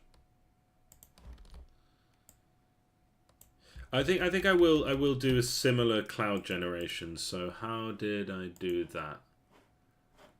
Map. cloud prefab. Okay, generate clouds. So I kind of want to do the same thing.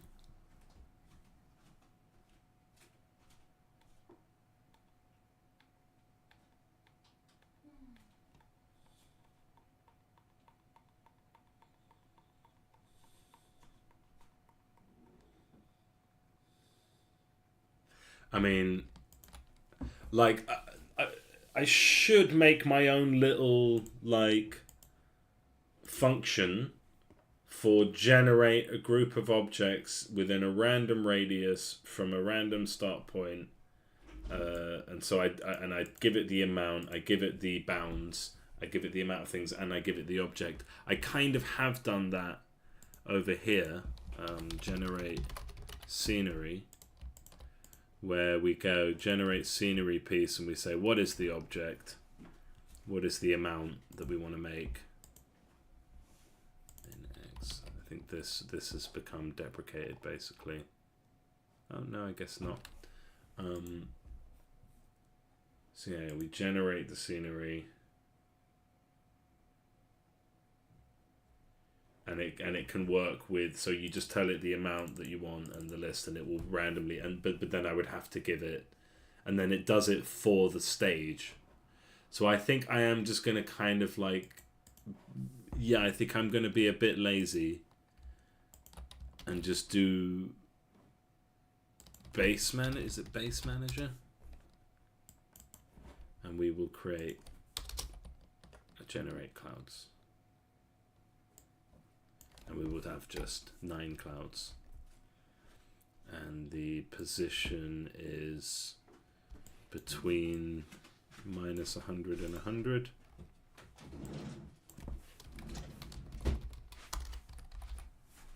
And the Y position, and we want to do X, Y, and Z. The Y position is between, let's say, like here and here, so that would be 10 and 20, I think.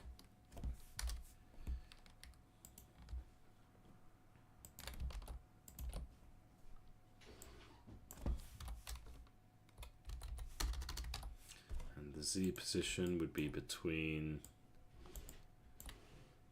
here,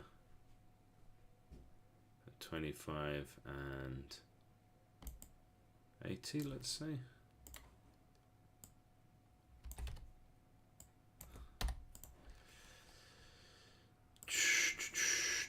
So we need our list of cloud prefabs. This is so annoying. Like, yeah, I think next time I do this, and this is a thing of experience, it's just when I made this, I should have made it much more universal. Like, we can still do that. Maybe we should. Maybe we should. And breaking that cardinal rule is like, don't repeat yourself. Public transform clouds transform. So how would that look? Like, am I gonna do it now and then never ever use this again because like this is the last thing I have to make, right? But like, let's say void generate, and this would go in our sort of non-destructible objects, so stuff. And we say public static void generate objects, and we need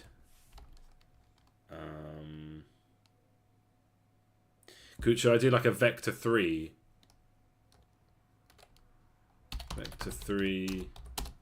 minimums, vector 3 maximums? I guess the object should come first, or like it could be a list of objects, or it could be a single object, so we'll do it for both. Well, let's do a list game object objects, minimums, maximums, and then I guess actually the next important thing would be int amount. And then hopefully what I can do is like just bring this into my next project and I never have to worry about this again. So what this would do, the issue is like in some cases I want to modify the size. So like vector3, and it wouldn't be a vector3, it would be like a float. It would be like float min size, float max size, and then this would be min pos max pos min size max size. And then in the case of the clouds, I would actually want to modify their speed a little bit, but that being that that's something specific to the cloud, that could just be something that lives on the cloud prefab and says, oh, I've been born, I need to modify my speed because that's on the cloud mover, which is already set up actually. So then we would take our, so let's not use this.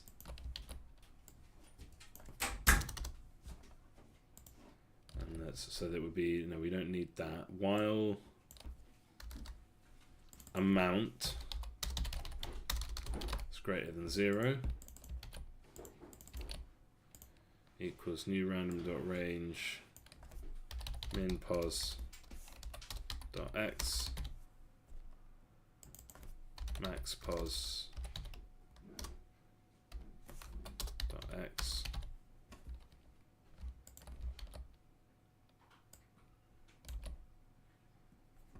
y and z.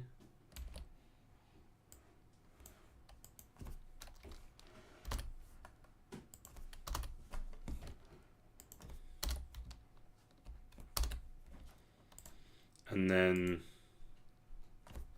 game object, new object equals instantiate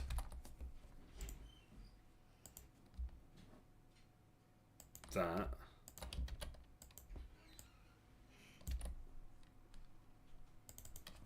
objects. We also need to know where are we putting them. Objects amount transform parent.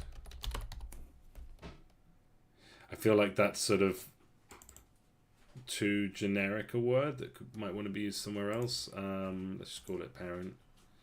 So we say instantiate into the parent.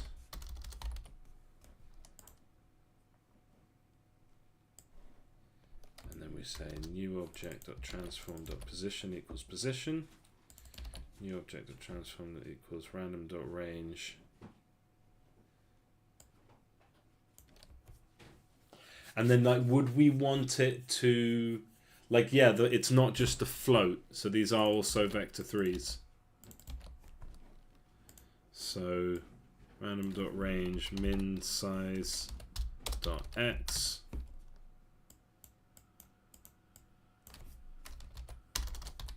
Max size dot x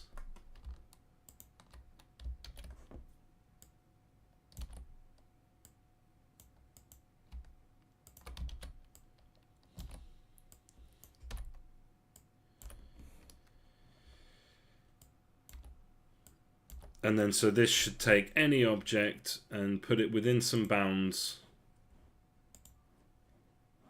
and modify and give it a random position and randomize the scale. And then so what I would want is if, and then like we could make it so that if you don't want to give it, like if you don't tell it, so we'd make another one which just wouldn't have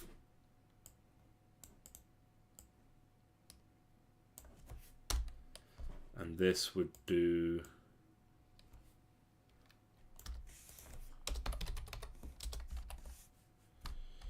objects, mount, parent, min pos, max pos to 3.1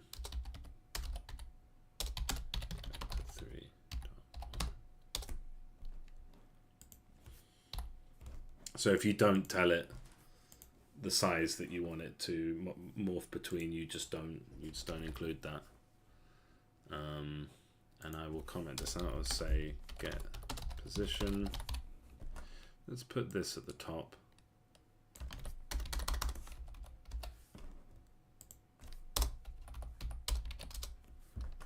Instantiate object.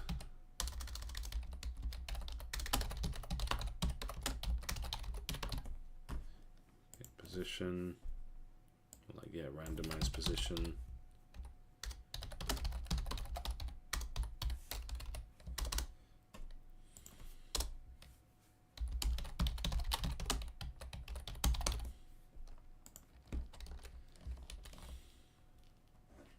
So, and like, we're probably only going to ever use this once, but I think it is good to sort of start to do things in a better way. So then we say, when we start public transform, cloud transform, public, and then we ought to have like a list of prefabs somewhere, but for now we can just say public game object, clouds, public list.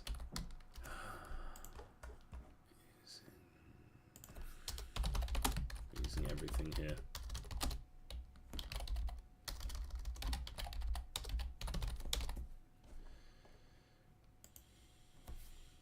Wait, can I just say public? Can I do it like that?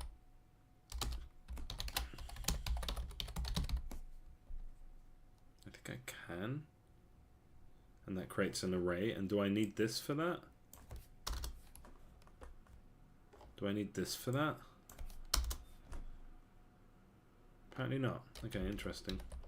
Because I think that means that we're getting a list. And that treats it as a list. So then when we start, and it's actually going to be like when you open a base, so it'll be open base. How do we do that? So we go map, let's bring this here. And map, where did map go?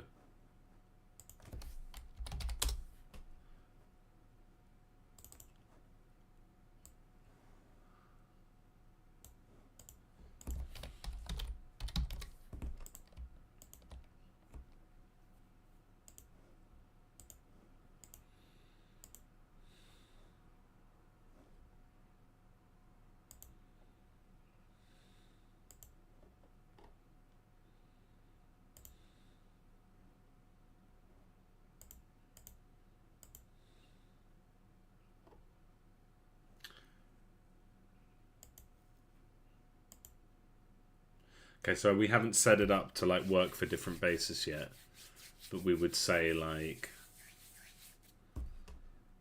depending on which base we're opening,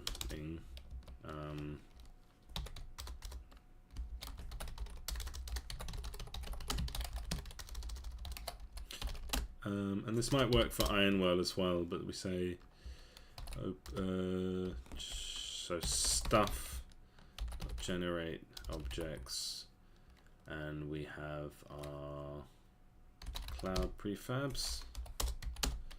We have our number, which is 9, I think. And then we have clouds transform. And then we have min position was... shit, I lost my... I did actually write down all the numbers, so I'm just going to quickly see if I can go grab that.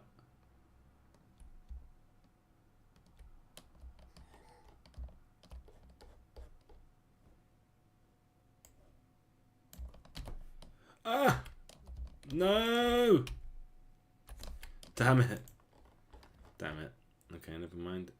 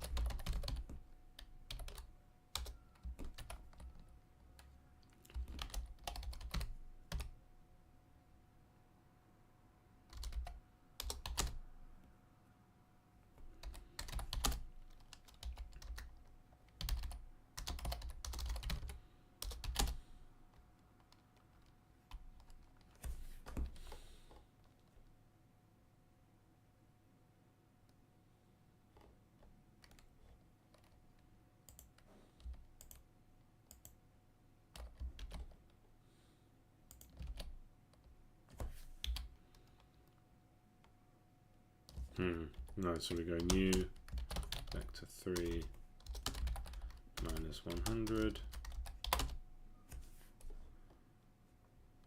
10 25. Let's just do the F's now because I've been traumatized too much by not using them.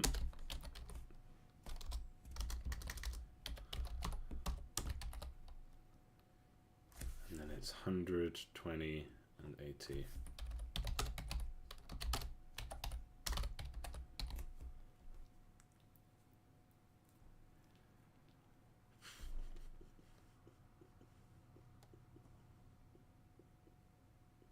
Okay, let's just do.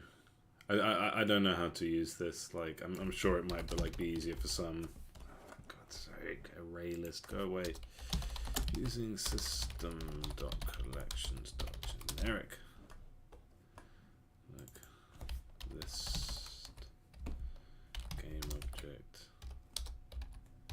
cloud prefabs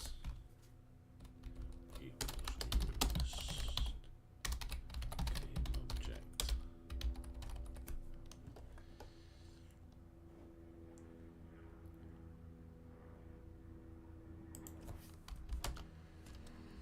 Min size would be like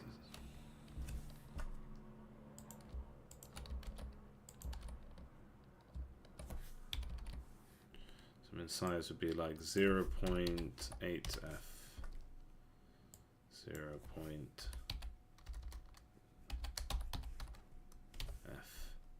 and 1. We don't change the z, and this would be 1.2 2f, and we don't change the size of the z depth, and then that should be a nice line of code.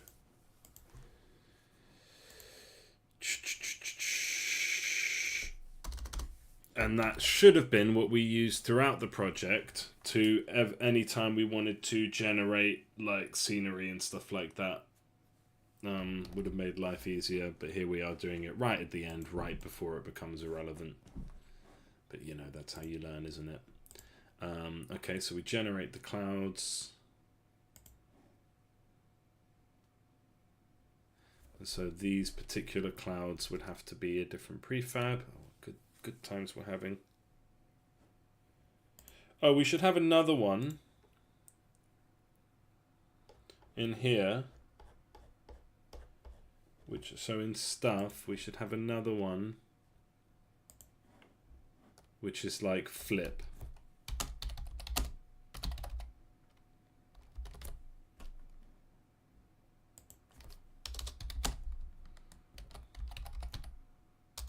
If flipped is equal to true. And then like ideally you use the flip thing with a sprite renderer, but then there might not always be a sprite renderer. And generally you're not supposed to like flip things, especially when they have like make them negative scale, because that messes with colliders sometimes.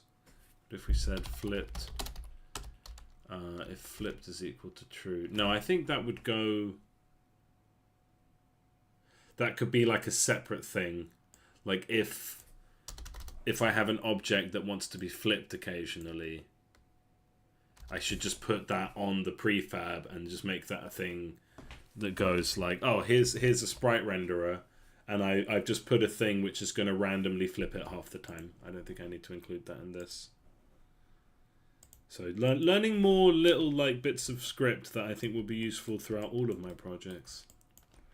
Okay, so let's make our prefabs. So we have prefabs. We're going to need a new folder for bases, and we have these prefabs for now just loosely in there, and these should all have cloud mover on them, which affects the speed at which they move, and we know that this is -100.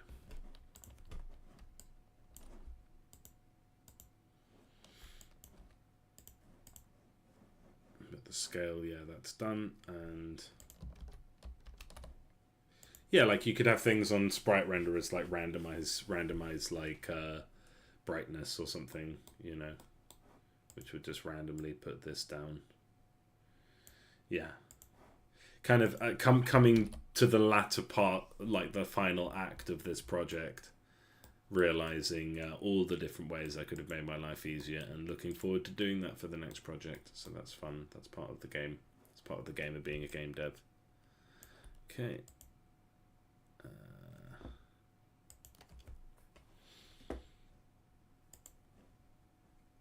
Mountains. Well, yeah, we did mountains, so let's focus on clouds. And I kind of want to put, like, so we've put the cloud movers on. We've so we need, base manager should have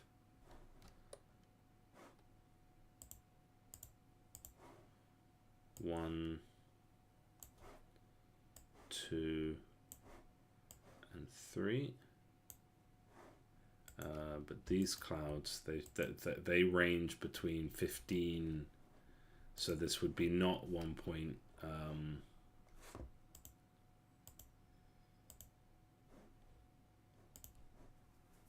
I guess like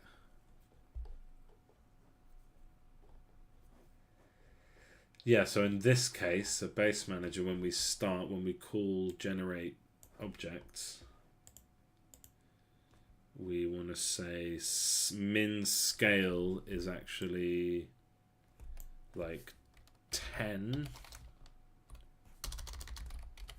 and max scale is, and the thing is you could have like different ones for like, what if you wanted the scale to be uniform, as in you didn't want to warp and you didn't want some to be taller or wider, then there would be like another exception in there. That would be a boolean, like don't mess with the scale. Well, no, you would just say, yeah, like if you said like, you would just say if we don't want it to be, if uniform is equal to true, so that would be like a bool. If uniform scale is true, then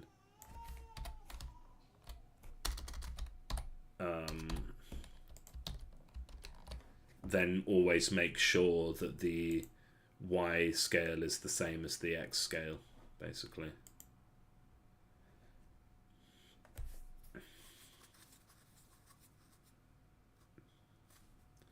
Okay, we're getting there with this. I should go ahead and like make these other clouds. Oh, stop trying to give me an aneurysm. But hold on, so yeah, they'll move, they're being generated, and they should move based on the script I gave them. And the wind is always going that way. I mean, we could give it a negative speed if we wanted it to go the other way. So yeah, let's just get this done. Let's get this out of the way. So we want to draw another couple clouds. Oh, hello. That doesn't look nice.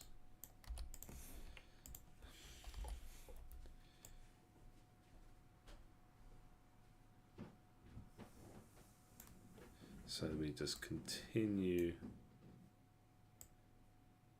And we need to think about actually like if we were to continue like that, or do we continue like that? And I guess it depends which way the light is coming from. Is it coming from the top left? It is. So in that case, or is that a matter of light, or is that just the shape of the cloud? I don't. Yeah, it would be the shape of the cloud. So the light's coming from there. So yeah, I feel like that's correct then. So we would always build our shape. I think that's actually fine, this one. And then do a little bit of that. And it's sort of, these little dark bits make sense. So we'll fill that in. No, that's silly. We fill it in with our light fluffy cloud color, and then we do a bit of shading. So we say just kind of at the bottom of these little balls, the bottom of these little bulges.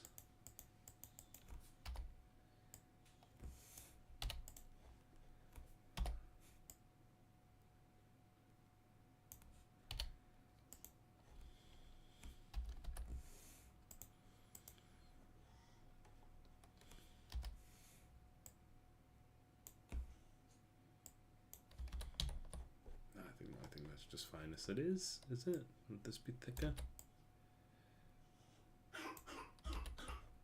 Near the bottom, maybe. Okay, let's do another one. This time we'll.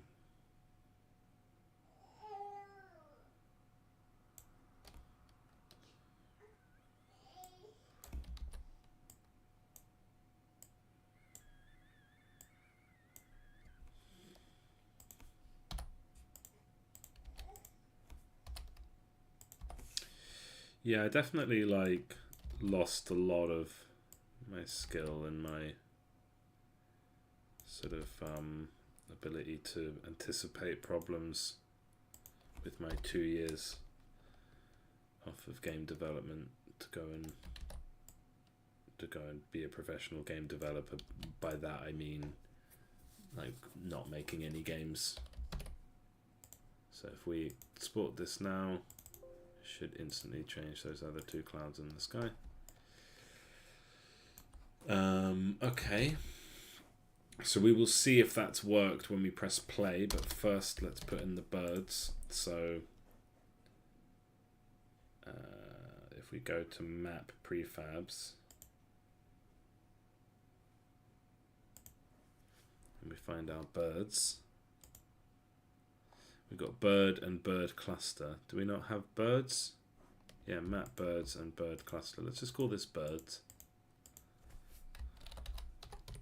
And it's clever because the bird clusters all fly at the same speed, but the birds don't.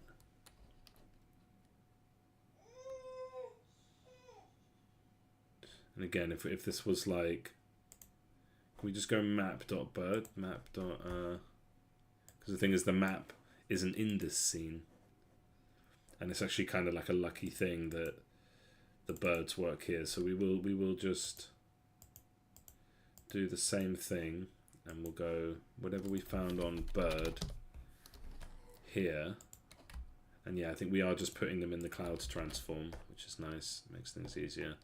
And generate birds does actually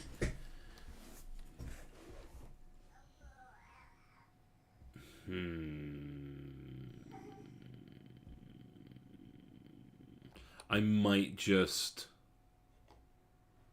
copy this actually, just because it doesn't bloody matter. It's just like save some time. I need to go at 4, or a little bit before 4 ideally. So generate birds,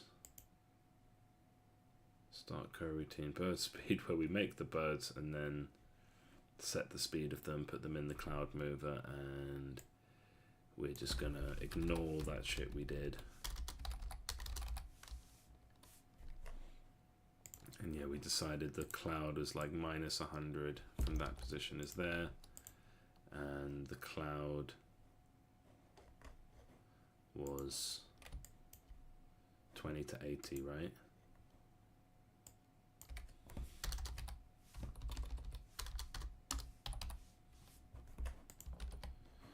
And we do need our list of bird prefabs.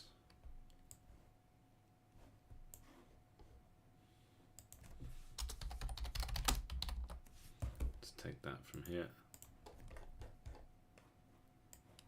Save myself a tiny bit of time. Yes, a bit spaghetti-ish, but it's not a big deal. It will work, and it will run well, and we'll never have to worry about it again. Basis, and then I want to take the map where we have 4 bird clusters and 4 birds. So if Go to base manager.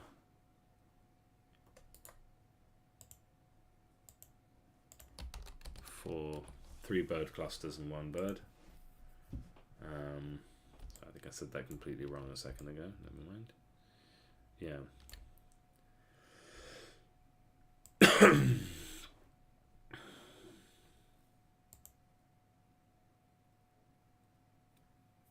Can we actually see this in action, or is it gonna freak out? I haven't pressed play for a long time. What should happen is it will load the main menu, and then we press play, and then we end up on the map, and we can just admire this for a second because it's been a while since I've looked at this. But this does indeed look like a map with things moving and the birds flying. And the clouds. The clouds are nice. We know that the clouds are nice, and the water moving. I just wanted to take a moment to appreciate that. And this nice effect for the highlighting I'm really happy with. We could just kind of see there is a world. Obviously that farm is a bit weird looking at the moment, but I'm not worried about that. And then you come into the town and the camera is incredibly slow. But look, we've got moving clouds.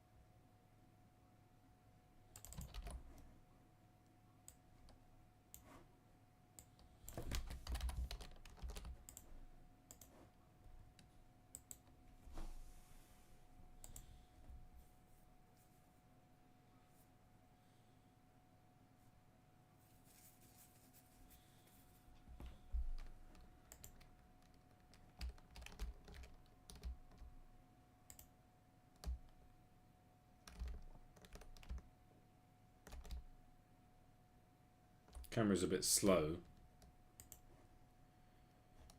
Why is that? Okay, I think this is like, I need to be clear on this. So this is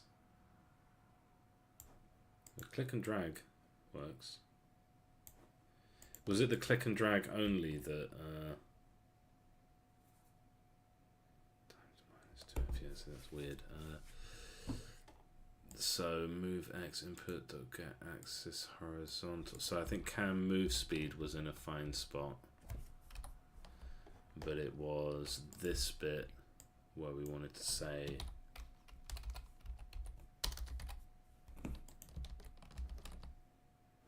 and the minimum camera position .y should be like 3, and this is very ugly code. But you know, we'll do it better next time. For now, it works fine.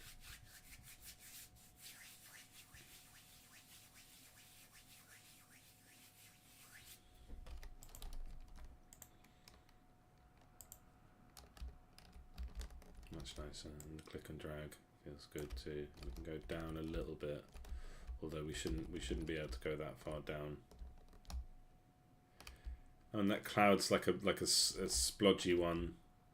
And they can kind of overlap with each other, which is really annoying.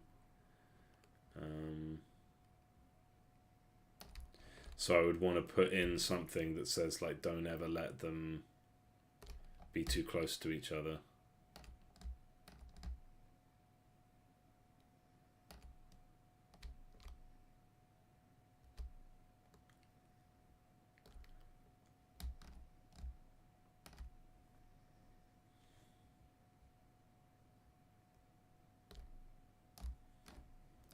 We have the map bounds for the camera, so yeah, it was 25. and we would have to we'll do this better, like when it comes to making the different factions, like they're actually going to have different camera bounds. So we will actually have to say not to that number. Each base is going to have its own bounds, and we're going to check if you've gone outside the bounds like that. And I like this effect that when we press down, we go in a little bit. It just kind of feels great. It feels good. But I feel like the Z position should also move, but maybe that's not what we want. Maybe we don't want the Z position to move. We just want...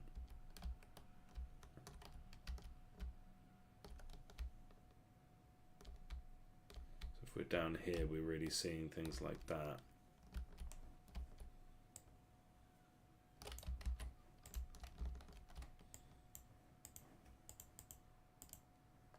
What happened? I clicked on a building that doesn't exist yet, I think. Okay, so like, yeah, we need to think about fix. Like, if anything, I would want to be able to go a bit higher. So like our bottom would be 5, and then but if you want, you can kind of. No, I think we'll just keep it very tight between 5 and 6. Very, very tight little space, but I just want that feeling of like you've pressed up. You should feel your character at least try to look up. You know what I mean? It's not a character, it's a camera, but you know what I mean? Like when you press a button, the game should acknowledge that you pressed the button, even if it doesn't do anything. It's kind of like it's a big complaint I have about Elden Ring is that I think like if you get close to doing something that you're supposed to do, the game should say, oh, almost there. And I don't mean literally, but just like, I don't know, like if I have a theory about let's call it some naughty bits of grass. If I have a theory about like, oh, I reckon what this part of the story wants me to do is this, I should go and like bring this item to them, and it's like, yeah, but you have to do that at a different point in the quest. There should be some feedback to say like, oh yeah, you're on the right track. You just need to do it a bit differently, you know, rather than just nothing changing, nothing happening, nothing acknowledged. I had this crazy idea for Elden Ring, which is like if you could go. See, yeah, this is nice. You can just like a little wiggle up and down, but never so much that it messes with the thing.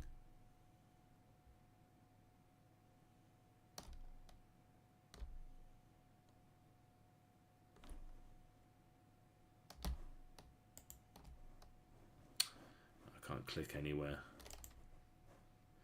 Okay, so that would be. Oh, and where are the birds?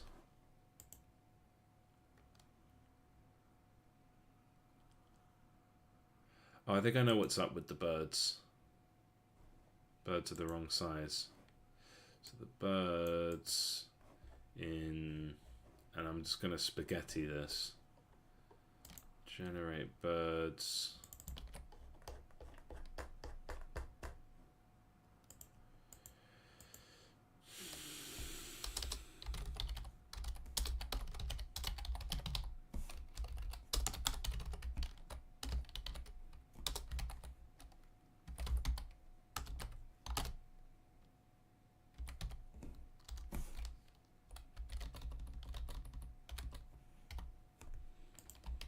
I think they're probably just tiny. But if the background here is like 15, then...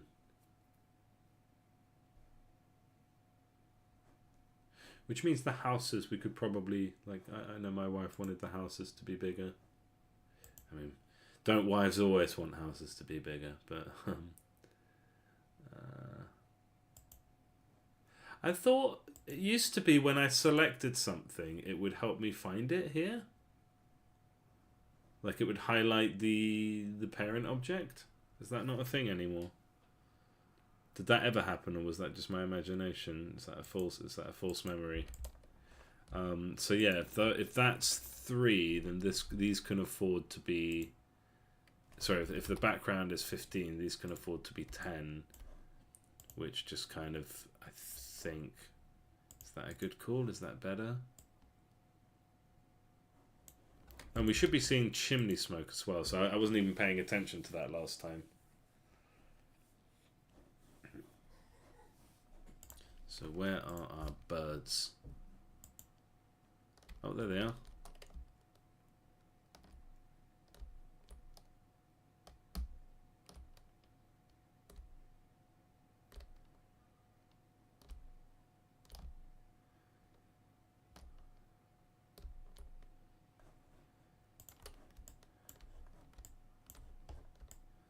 It looks so weird.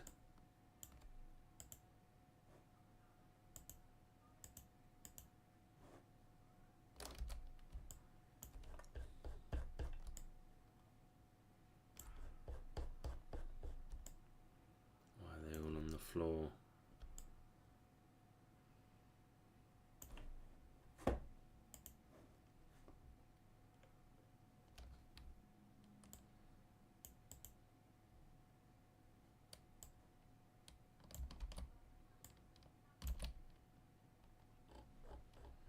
What do we have for the clouds?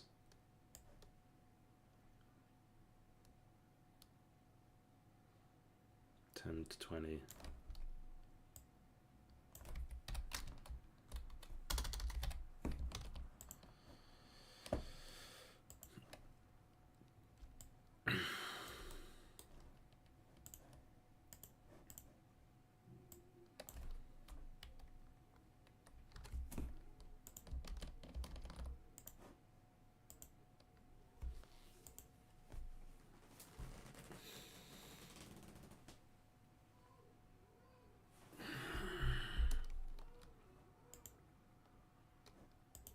Do you think the game would have been fine if I didn't bother with this? Okay, so one thing about the birds is what's there.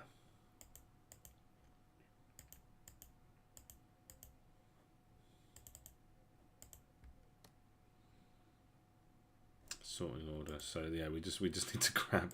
I mean, I could make a new prefab, but I just feel like being a bit lazy.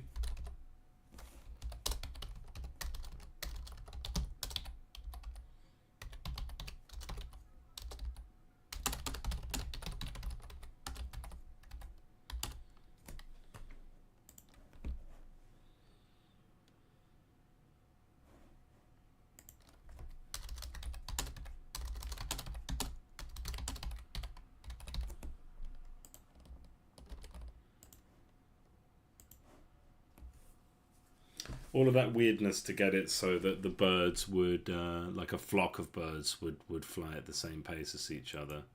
Otherwise, this would all be much simpler to do. But maybe I'm losing too much time on these weird details. But like this whole thing was like, we need a better progression system than what we have, and something that tells the story. And I came up with this scene, and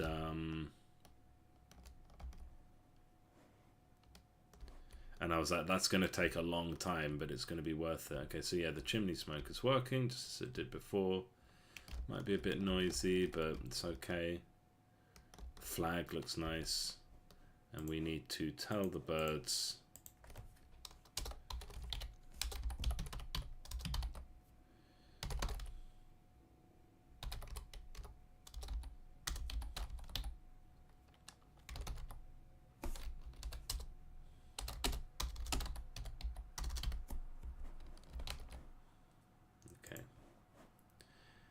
That will be birds at least done in principle.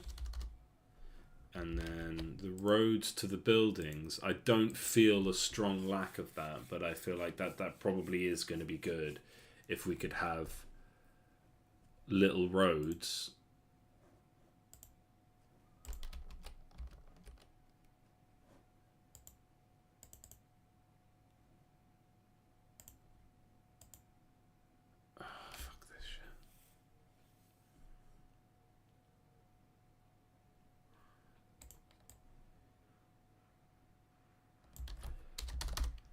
Just such spaghetti. Such spaghetti.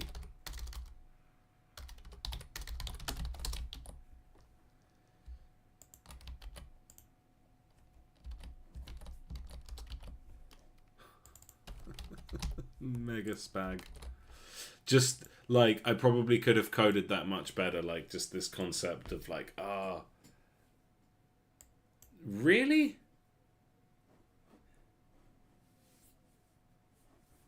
Where's all my fucking gigabytes going?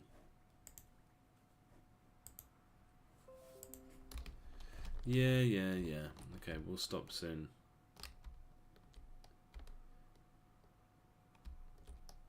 Yeah, look at that behind the mountain. See, so much effort being put to good use. And yeah, the warping of the clouds. Like maybe someone will notice them and it's a nice touch. It's like, oh, this developer really thought about what they were doing.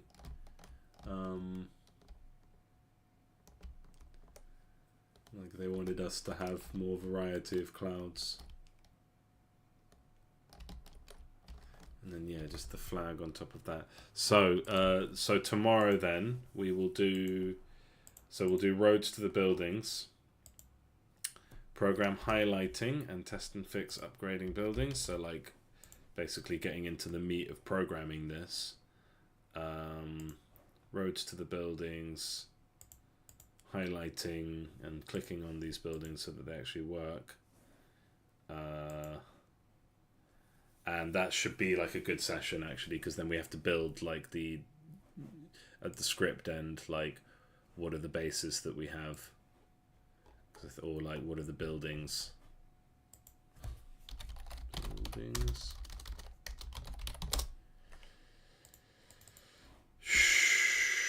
Yeah, castle, barracks, church, those are the only ones we have at the moment, and simply mousing over them, the ones that aren't buildings, I think will cause the game to crash. So yeah, we'll figure all that out tomorrow. I will call it that. I'm very tempted just to get in and start doing it, and get in and make the little floor road and see how it looks layered over this road. But